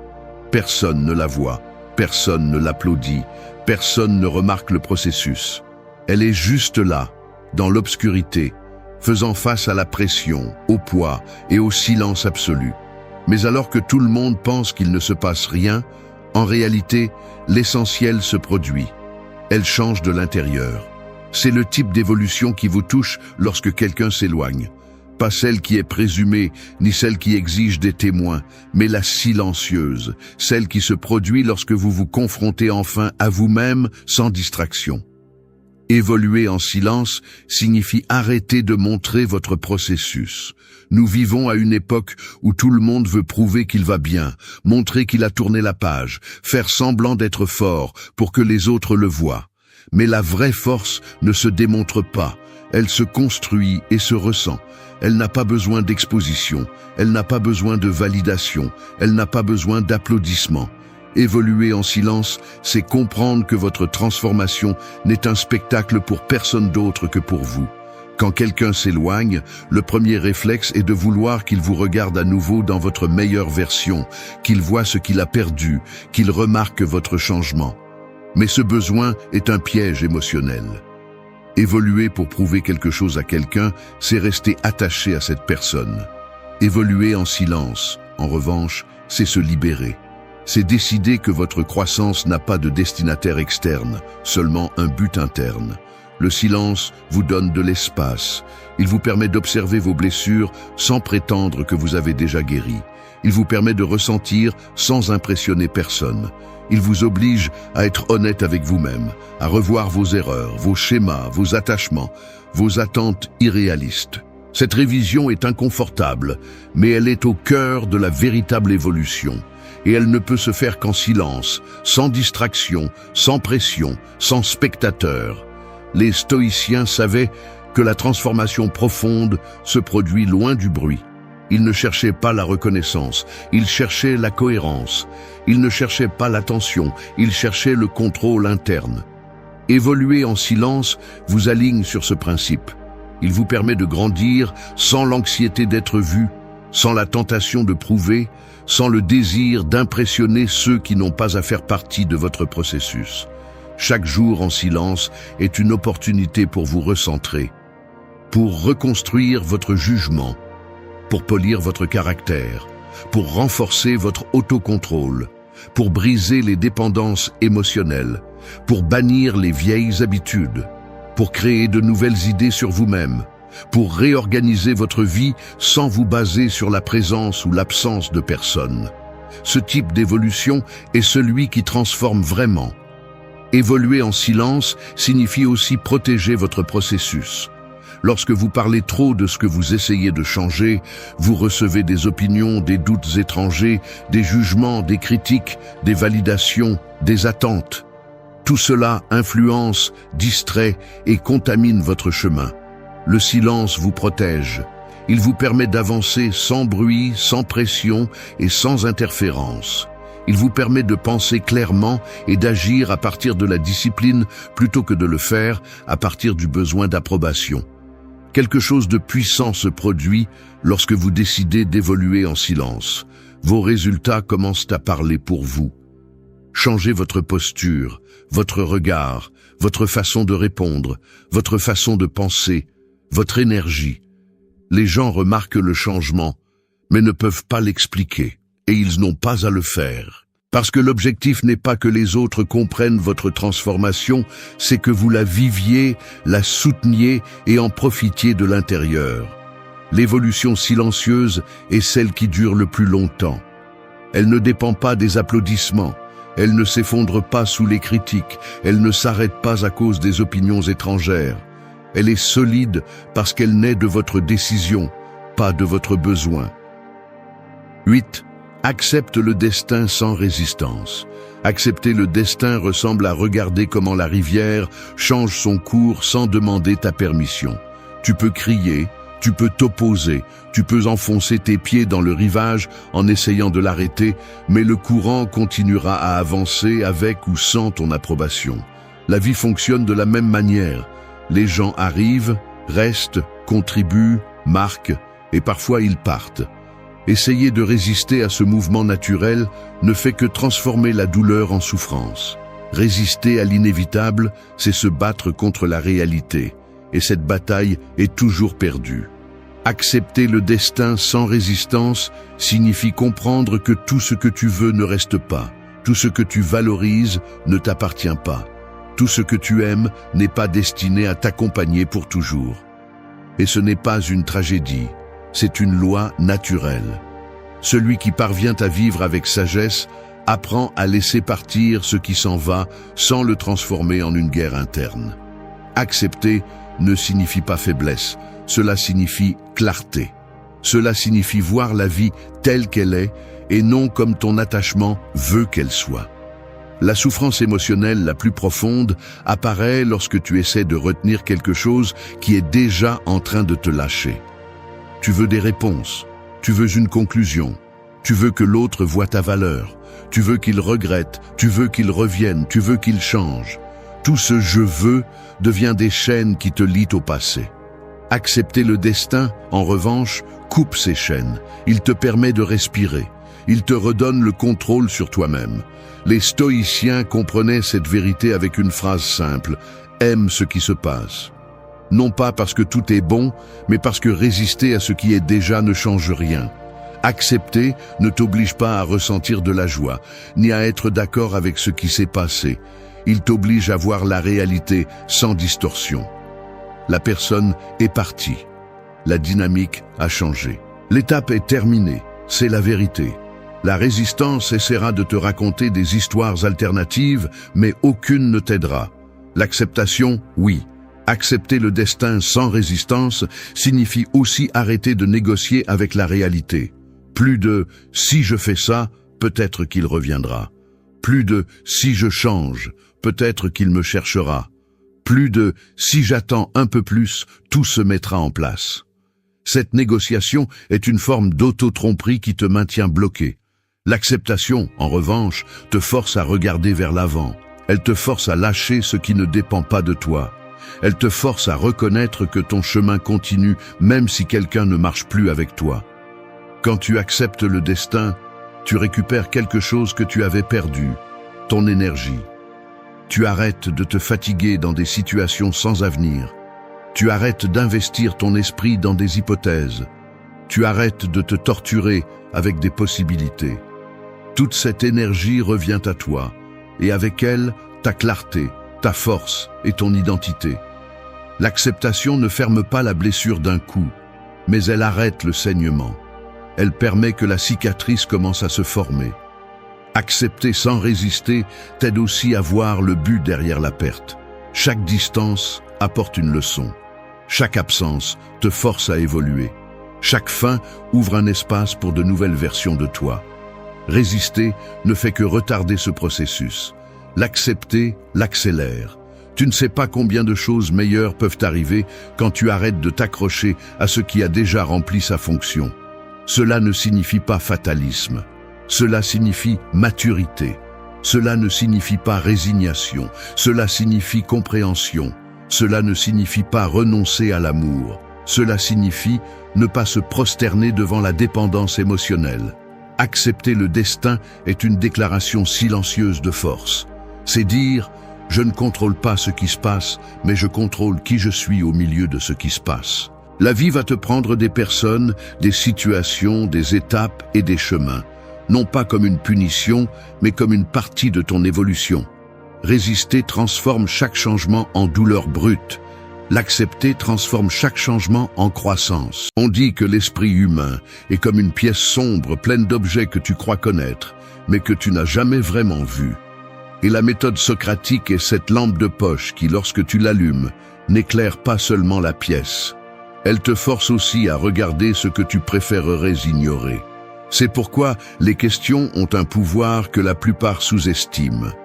Une réponse peut te rassurer, mais une question peut te détruire ou te libérer. Elle peut te sortir de l'auto-illusion, elle peut arracher une vérité que tu as cachée pendant des années, ou elle peut révéler ce que tu ne veux pas accepter. Les questions sont un outil de contrôle mental. Celui qui sait poser des questions sait voir plus profondément. Il sait lire les intentions, déchiffrer les incohérences, révéler les contradictions internes que les gens ne savent même pas qu'ils ont. La méthode socratique ne sert pas à manipuler ni à humilier, elle sert à éveiller, elle sert à développer la clarté, le leadership, la présence, le pouvoir personnel et la connaissance de soi. Elle sert à faire de toi quelqu'un qui pense avec précision, qui écoute avec intention et qui parle avec un but. Mais je veux aussi que tu le comprennes dès le début. Cette méthode nécessite de l'éthique, elle nécessite de l'humilité, elle nécessite de la responsabilité. Parce que mal utilisée, elle peut devenir une manipulation émotionnelle. Bien utilisée, elle peut transformer des vies, des relations, des décisions et des chemins entiers. Alors si tu es ici, si tu veux vraiment apprendre cette méthode, prépare-toi.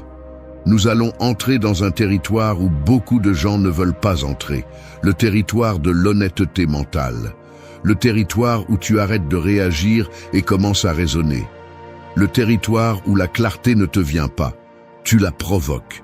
Et maintenant, si tu es prêt à apprendre à utiliser la méthode socratique comme un outil de pouvoir, de conscience et de transformation, allons-y avec les leçons. Cette fois, non pas pour débattre avec les autres, mais pour éclairer ta propre obscurité. 1. Questionne-toi avant de questionner. Parfois, l'esprit ressemble à une pièce pleine de miroirs déformants. Tu penses que tu vois la réalité, mais en vérité, tu ne vois que tes projections, tes peurs et tes interprétations. Et si tu n'es pas capable de le reconnaître, tu finiras par poser des questions à partir de la confusion, pas de la clarté. C'est pourquoi la première étape de la méthode socratique n'a rien à voir avec la confrontation à l'autre, mais avec le courage d'éclairer ce que tu as laissé dans l'ombre. Questionne-toi avant de questionner, car tu ne peux guider personne vers un niveau de conscience que tu n'as pas encore atteint.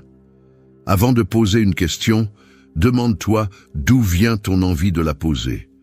Cherches-tu à comprendre ou à gagner? Veux-tu éclaircir ou te sentir supérieur? Beaucoup de gens se trompent en pensant qu'ils ne font que poser des questions, alors qu'en réalité, ils attaquent sous couvert de curiosité. Ce type de question n'éclaire pas, elle blesse, elle ne réveille pas la conscience, elle génère de la résistance. Et le plus dangereux, c'est que si tes intentions sont contaminées, tes questions le seront aussi. La méthode socratique exige une honnêteté brutale envers toi-même, car un esprit plein de bruit finit par créer des questions qui ne servent pas à penser, mais à se battre. Cette partie est inconfortable, je le sais.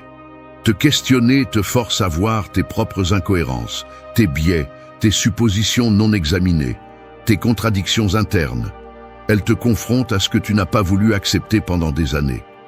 Mais c'est précisément là que réside le fondement de la maîtrise personnelle. Les leaders qui ont vraiment de l'influence ne sont pas ceux qui ont le plus de réponses, mais ceux qui osent examiner leurs propres questions. L'autosabotage commence quand tu te crois trop sûr de tes opinions. La croissance commence quand tu oses te demander « Et si je me trompais, pourquoi je pense ça? Qu'est-ce qui me motive vraiment ?» Quand tu te questionnes, tu découvres que beaucoup de tes réactions ne sont pas rationnelles, mais émotionnelles. Elles ne viennent pas de la logique, mais de la blessure. Beaucoup de ce que tu défends, tu le défends parce qu'au fond, ça te fait mal, pas parce que c'est vrai. Et si tu ne nettoies pas ce terrain intérieur, tes questions deviendront des armes que tu utilises pour te justifier, pas pour comprendre. La méthode socratique ne cherche pas à humilier les autres. Elle cherche à démanteler tes propres illusions en premier.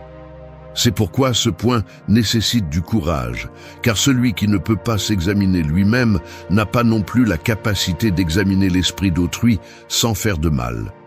Quand tu commences à te questionner, quelque chose change profondément. Ta façon de parler devient plus précise, plus consciente, plus directe.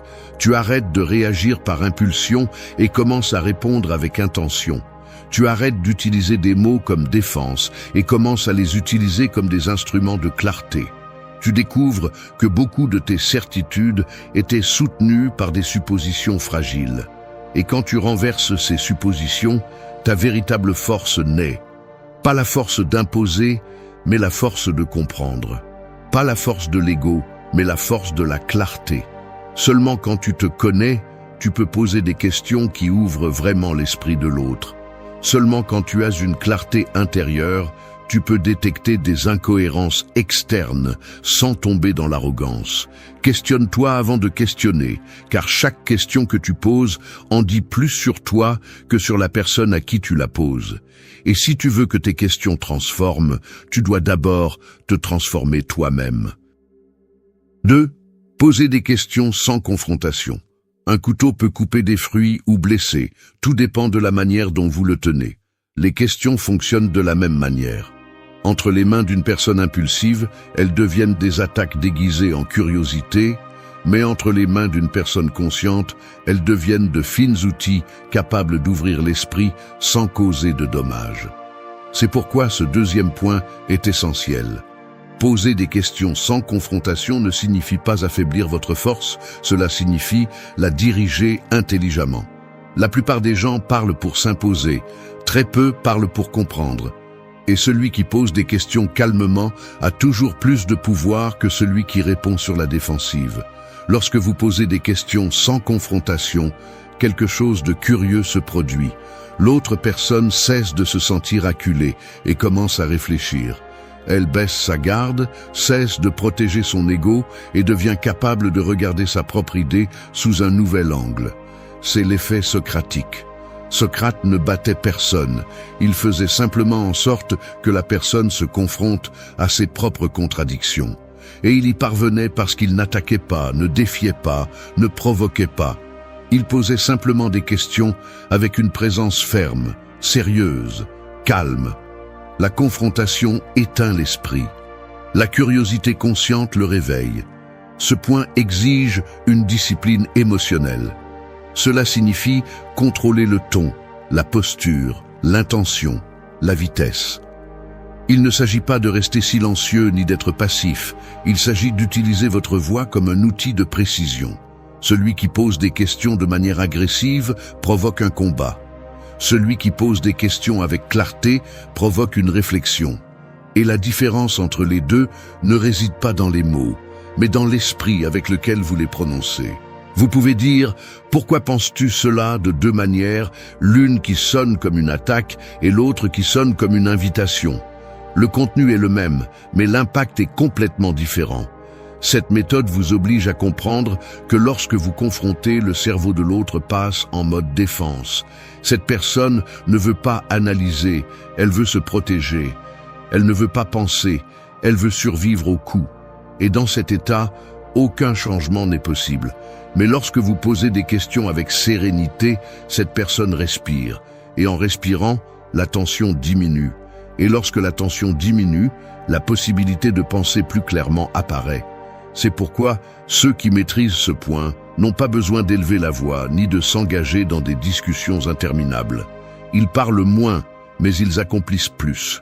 Ils posent peu de questions, mais chaque question frappe exactement là où elle doit. Ce point est également utile pour vous-même. Lorsque vous apprenez à poser des questions sans vous confronter, vous cessez de vous punir pour vos erreurs et commencez à les analyser honnêtement. Au lieu de vous dire « je suis un désastre », vous commencez à vous demander quelle partie de moi a créé ce résultat. Au lieu de dire « je n'aurais pas dû le faire », vous demandez « quelle croyance m'a poussé à agir ainsi ». Et c'est une compétence que très peu de personnes développent, car elle nécessite de la maturité, de la fermeté et de l'autocontrôle. Poser des questions sans confrontation n'est pas une faiblesse, c'est une stratégie. C'est la maîtrise émotionnelle. C'est l'intelligence interpersonnelle. C'est savoir que vous n'avez pas besoin de gagner une discussion. Vous avez besoin d'ouvrir un espace mental. Si vous voulez que quelqu'un voie son erreur, ne le frappez pas avec. Amenez-le là avec curiosité. Si vous voulez que quelqu'un réfléchisse, ne le mettez pas au coin, accompagnez-le. Mais accompagnez-le avec fermeté, sans perdre votre autorité, sans affaiblir votre position. La méthode socratique ne cherche pas la soumission, elle cherche la clarté. Et la clarté n'apparaît que lorsque l'ego cesse de se sentir attaqué.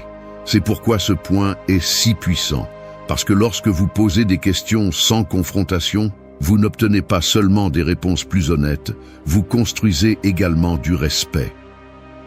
3. Révèle l'hypothèse cachée.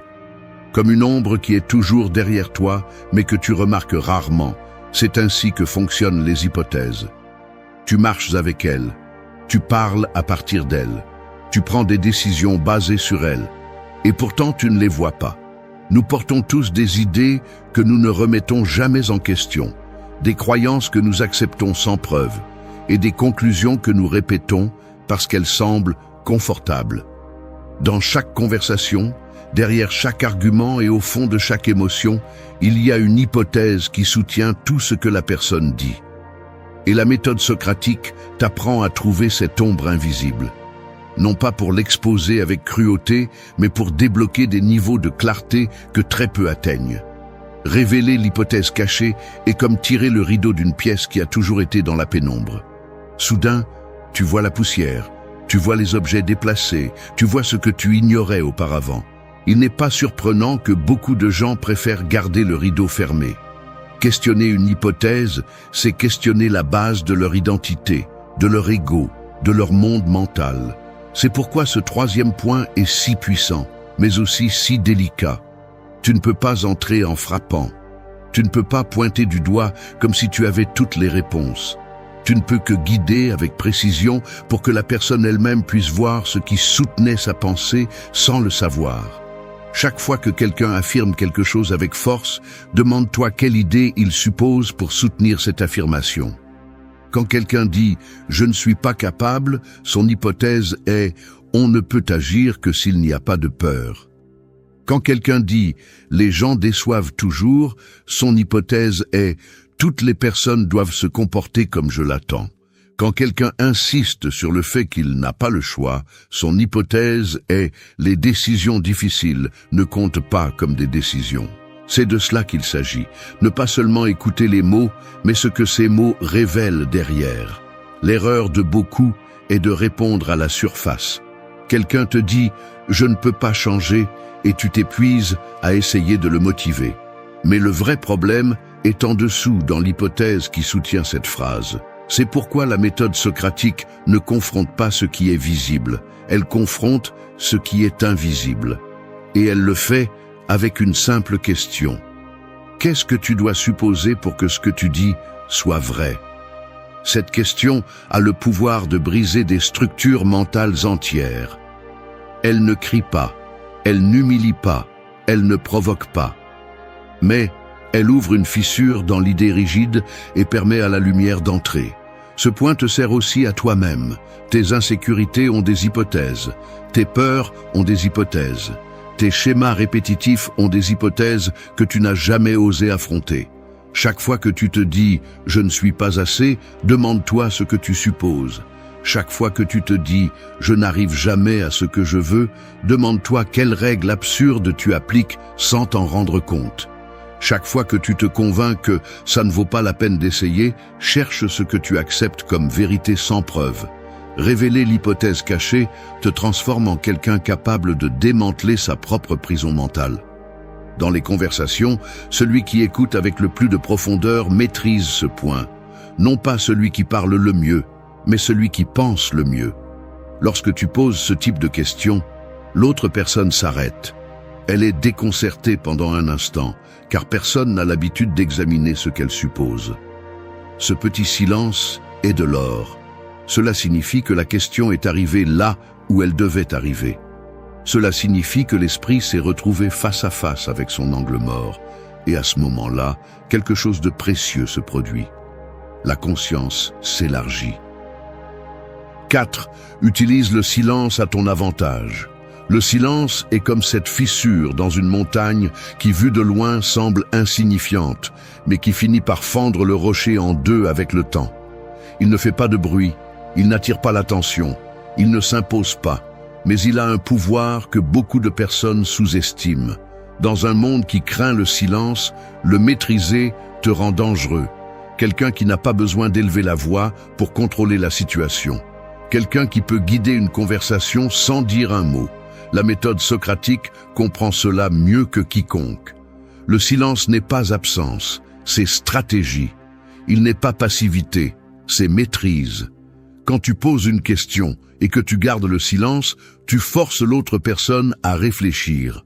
L'esprit déteste les vides, c'est pourquoi il essaie de les combler. À ce moment-là, sans que tu la presses, la personne commence à examiner sa réponse, son argument, sa confiance en elle. Elle commence à écouter sa propre voix. Elle commence à se remettre en question. Le silence fonctionne comme un miroir qui renvoie la question vers l'intérieur. Et c'est là que se produit la véritable transformation. Pas dans tes mots, mais dans ce que l'autre personne découvre en elle-même lorsque tu décides de ne pas interrompre son processus. Il est impressionnant de voir comment les gens réagissent lorsque tu fais silence après une question profonde. Certains sont mal à l'aise, d'autres changent de sujet, d'autres sont désespérés de justifier ce qu'ils viennent de dire. Mais tous, absolument tous, réfléchissent. Et réfléchir est l'objectif de la méthode socratique. Tu ne veux pas qu'ils te répondent rapidement, tu veux qu'ils répondent consciemment. Tu ne cherches pas une réaction mécanique, tu cherches une réflexion honnête. Le silence est l'outil le plus élégant pour y parvenir. Ce point a également un impact émotionnel très fort. Lorsque tu parles moins et écoutes plus, l'autre personne sent que sa propre voix est amplifiée. Elle sent qu'elle a de l'espace. Elle sent qu'elle n'est pas jugée. Et cela abat les résistances. Le silence ouvre des portes que les mots ferment. Il permet à l'ego de baisser la garde. Il permet à la personne de se confier. Il permet à la vérité, la vraie vérité, de sortir sans que tu aies à la pousser. La conversation devient une lutte, pas une découverte. Le silence t'aide également à observer ce que la plupart des gens négligent. Alors que d'autres sont désespérés de parler, tu perçois des gestes, des doutes, des changements de ton, des micro-expressions, des incohérences. Tu vois où la personne se brise, où elle exagère, où elle se perd. Ce niveau d'observation te donne un énorme avantage. Non pas parce que tu veux manipuler, mais parce que tu peux mieux comprendre.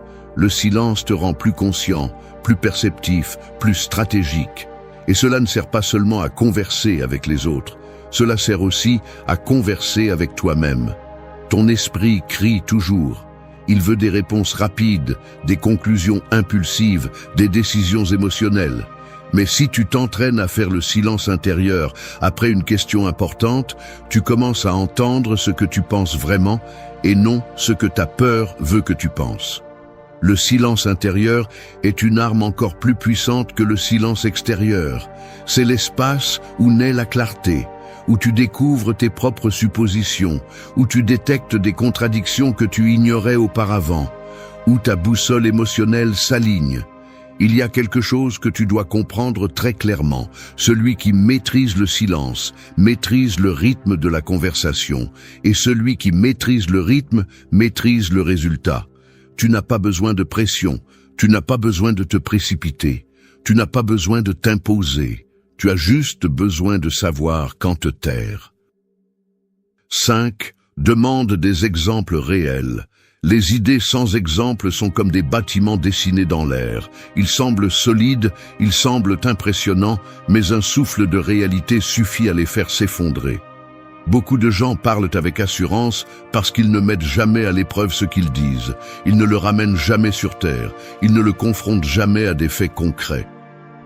La méthode socratique comprend cela, et c'est pourquoi l'un de ses outils les plus puissants est simple mais dévastateur, demander des exemples réels. Lorsqu'une personne doit démontrer ce qu'elle affirme avec quelque chose qu'elle a vécu, fait ou vu, la vérité apparaît sans filtre. Demander des exemples réels, c'est comme allumer un projecteur dans une pièce où il n'y avait que des mots. On voit immédiatement ce qui est solide et ce qui est fantaisie. Lorsqu'une personne a une croyance rigide et que vous lui dites « Donne-moi un exemple concret où cela s'est produit », elle ne peut plus se cacher derrière des généralisations. Elle doit utiliser la réalité. Et la réalité ne ment pas. La réalité coupe comme le tranchant d'un rasoir tout ce qui n'a pas de fondement.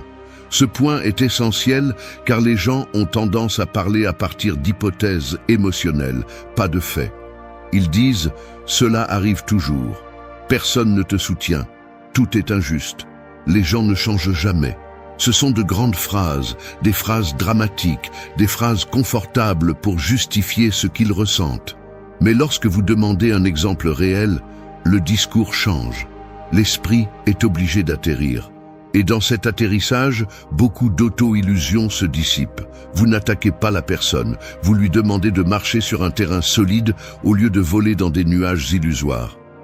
En posant cette question, observez comment l'autre personne réagit. Certains mettent du temps à répondre car ils n'avaient jamais analysé leur discours. D'autres commencent à hésiter parce qu'ils se rendent compte qu'ils n'ont pas de preuves, seulement des impressions. D'autres changent de sujet parce qu'ils ne veulent pas regarder la fragilité de leur argument. Et d'autres, les plus honnêtes, sont surpris de réaliser qu'ils exagéraient. Demander des exemples réels ne détruit personne. Cela détruit les fausses idées qui maintiennent les gens piégés. Ce point est également crucial pour votre propre connaissance de soi. Lorsque vous vous entendez penser « je n'arrive jamais à rien », demandez-vous « quand exactement cela s'est-il passé ?» Lorsque vous pensez « je suis toujours rejeté », demandez-vous « toujours » ? Dans quelle situation concrète ? Lorsque vous dites « je ne peux pas changer », demandez-vous « à quel moment ai-je vraiment essayé et échoué ?» Vous verrez que beaucoup de vos croyances reposent sur quelques souvenirs que votre esprit a transformés en absolus. Et si vous faites tomber ces absolus, vous commencez à reprendre le pouvoir. Demander des exemples réels expose également les incohérences. Si quelqu'un dit que quelque chose arrive toujours, mais ne peut donner qu'un exemple isolé, vous avez déjà une piste claire. S'il affirme que tout le monde pense quelque chose, mais ne peut donner un seul cas vérifiable, vous savez déjà qu'il parle à partir de l'insécurité, pas de l'évidence. Et s'il défend une idée avec beaucoup d'émotion mais aucun fait, vous avez compris que vous êtes face à une narration personnelle, pas à une vérité universelle. C'est là le véritable impact de la méthode socratique. Séparer ce que nous ressentons de ce qui est. Dans le leadership et les relations, cette compétence est extrêmement utile. Elle évite les malentendus, coupe les drames, arrête les discussions inutiles et oblige tout le monde à penser avec précision. Dans les décisions importantes, demander des exemples réels vous permet de distinguer ce que quelqu'un croit de ce qu'il a réellement vécu. 6. Détecte les incohérences. L'esprit humain fonctionne comme une machine avec des câbles cachés. De l'extérieur, tout semble ordonné, mais à l'intérieur, beaucoup de câbles sont croisés. Lorsqu'une personne parle, ces câbles sont exposés. Certaines idées vont à droite, d'autres à gauche, et souvent ce qu'elles disent ne correspond pas à ce qu'elles font réellement, pensent ou ressentent. Détecter les incohérences, c'est apprendre à voir ce câblage interne.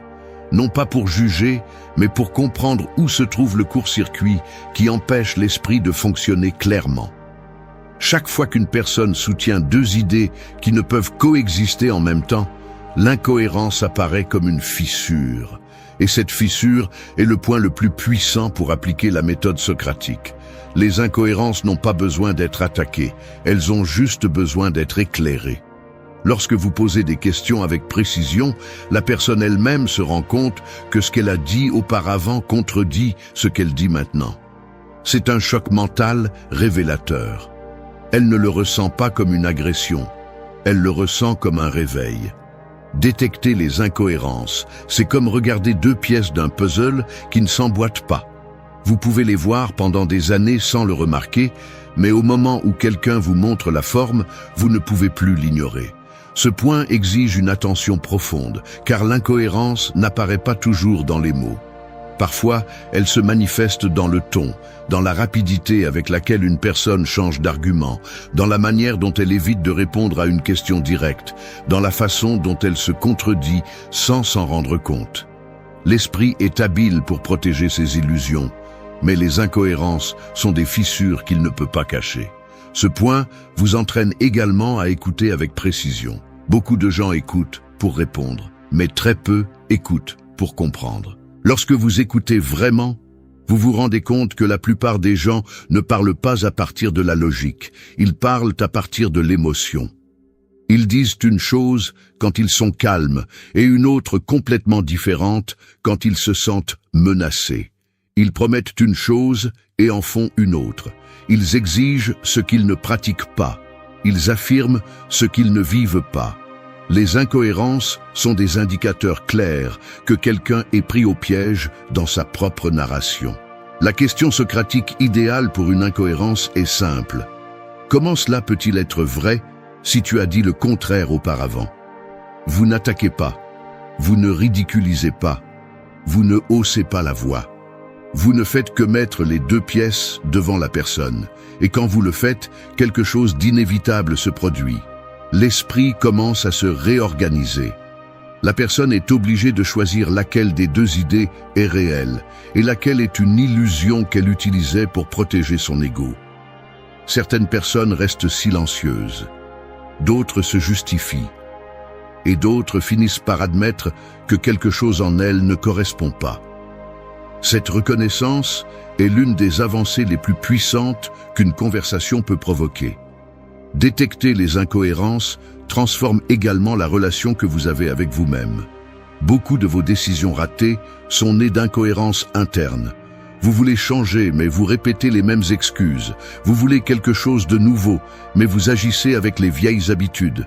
Vous dites que vous êtes prêt, mais vous continuez à vous saboter. Vous dites que vous ne voulez pas vivre dans la peur, mais vous prenez des décisions basées sur elle. Si vous ne détectez pas vos propres incohérences, vous vivrez en conflit avec vous-même sans comprendre pourquoi. Chaque fois que vous vous dites quelque chose, demandez-vous si vous le soutenez par des faits. Chaque fois que vous désirez quelque chose, demandez-vous si vos actions vont dans cette direction. Si cela ne correspond pas, c'est là votre point faible. 7. Regardez du point de vue de l'autre. Regarder une situation sous un seul angle, c'est comme observer une grande ville depuis la fenêtre d'une petite pièce. Vous pensez comprendre la carte complète, mais vous ne voyez qu'un coin, une rue, une ombre de ce qui existe vraiment.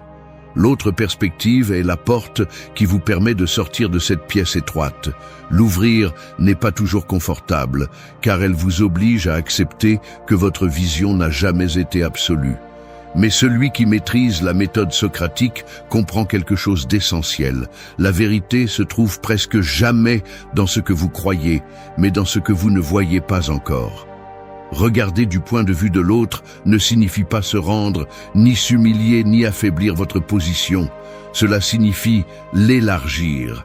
Cela signifie accepter que votre expérience n'est pas la seule, que votre histoire n'est pas la seule, que votre logique, bien qu'elle vous semble impeccable, peut être soutenue par des souvenirs, des préjugés ou des blessures qui vous empêchent de voir la réalité complète.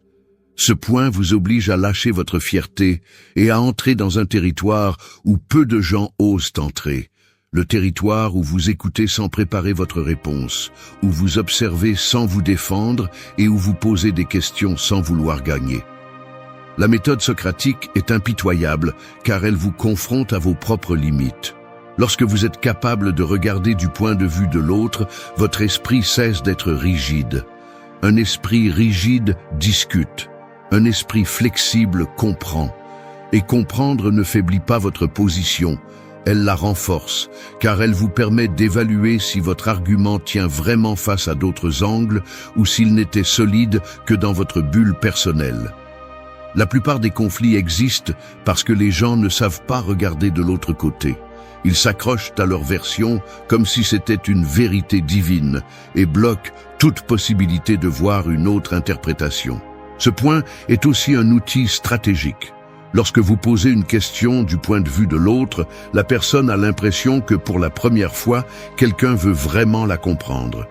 Ce simple geste abaisse les défenses, diminue les tensions et ouvre des portes que la confrontation n'ouvrirait jamais. Des questions comme « Comment le vois-tu de ton point de vue ? Qu'est-ce qui te fait penser ça ? Comment cela se ressent-il de ton expérience ?» semblent simples, mais ont un effet profond. Non pas parce qu'elles sont douces, mais parce qu'elles obligent la personne à s'écouter elle-même depuis un endroit plus clair. Regarder du point de vue de l'autre vous protège également de l'auto-tromperie. Souvent, vous êtes sûr que vos décisions sont correctes, jusqu'à ce que vous vous demandiez comment elles apparaîtraient si vous étiez à l'extérieur en train de vous regarder. Cette distance mentale révèle des contradictions, des erreurs et des opportunités de croissance que vous ne verriez jamais depuis votre position habituelle. Lorsque vous adoptez le regard de l'autre, vous brisez la structure rigide de votre récit interne. Vous devenez plus conscient de vos motivations réelles, pas de celles que vous voulez croire. Ce point ne consiste pas à justifier qui que ce soit, mais à comprendre l'architecture complète de la situation. Une personne qui agit de manière impulsive le fait peut-être parce qu'elle interprète la réalité à partir de la peur. Quelqu'un qui répond avec agressivité le fait peut-être parce qu'il se sent petit.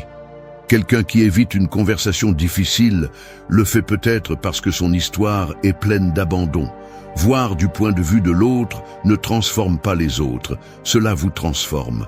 Cela fait de vous une personne plus sage, plus difficile à provoquer, plus difficile à manipuler et beaucoup plus forte émotionnellement. Lorsque vous utilisez ce point pour poser des questions, les conversations deviennent profondes plutôt que superficielles. 8. Question pour éveiller la conscience. La conscience humaine est comme une pièce où la lumière n'entre que par une fente. Tu crois que tu vois tout, mais tu ne distingues à peine que des silhouettes. La méthode socratique ouvre cette fente jusqu'à la transformer en une fenêtre complète. Elle ne pousse pas, ne brise pas, ne force pas. Elle fait simplement quelque chose de profondément transformateur. Elle invite à regarder.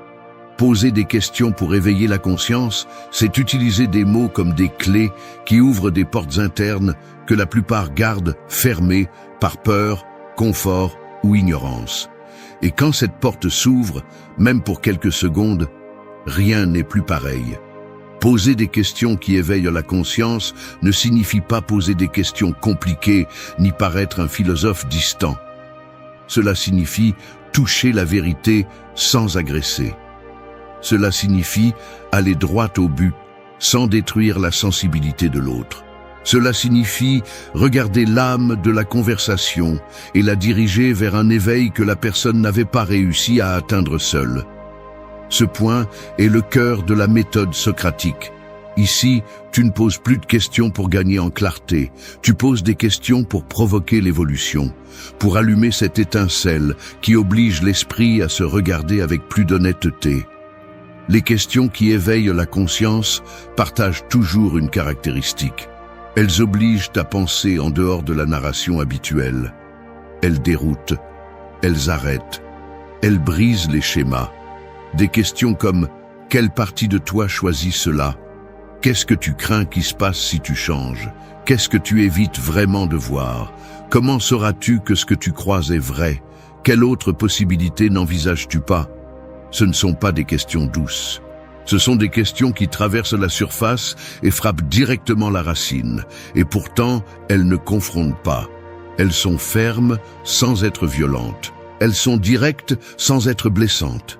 Ce type de question est puissant parce qu'il expose la vérité interne que la personne a gardée cachée, même pour elle-même.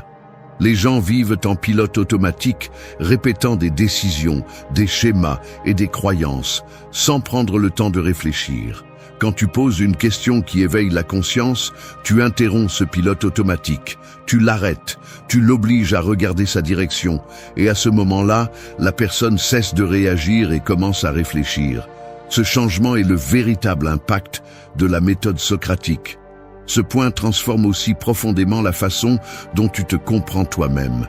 Quand tu te confrontes honnêtement à tes propres questions, Tu commences à éveiller ta propre conscience, te demander « Qu'est-ce que je cherche vraiment ? Pourquoi est-ce que je continue à répéter cela ? Qu'est-ce que j'ai besoin d'apprendre de cette situation ?» N'est pas confortable, mais c'est essentiel. Parce que la conscience ne grandit pas quand tu te justifies, elle grandit quand tu te confrontes à partir d'un lieu de courage et de clarté. La méthode socratique appliquée à l'intérieur est plus puissante que celle appliquée à l'extérieur, car elle t'oblige à voir ce que tu as évité pendant des années. Dans toute relation, conversation ou conflit, poser des questions pour éveiller la conscience change complètement la dynamique. Au lieu de critiquer, tu guides. Au lieu de discuter, tu éclaires. Au lieu de pousser, tu invites. Et quand tu guides à partir de cet endroit, l'autre personne se sent vue sans se sentir attaquée. Elle se sent accompagnée, pas soumise. La conscience s'éveille quand quelqu'un ose regarder ce qu'il a toujours évité. Et tes questions servent de lanterne pour rendre ce moment possible. Éveiller la conscience ne signifie pas convaincre. Cela ne signifie pas t'imposer. Cela signifie ouvrir des chemins internes que la personne ne savait même pas qu'ils existaient. Parfois, la bonne question est celle qui brise une croyance limitante qui était là depuis des années. D'autres fois, c'est celle qui révèle une incohérence qui affectait sa vie.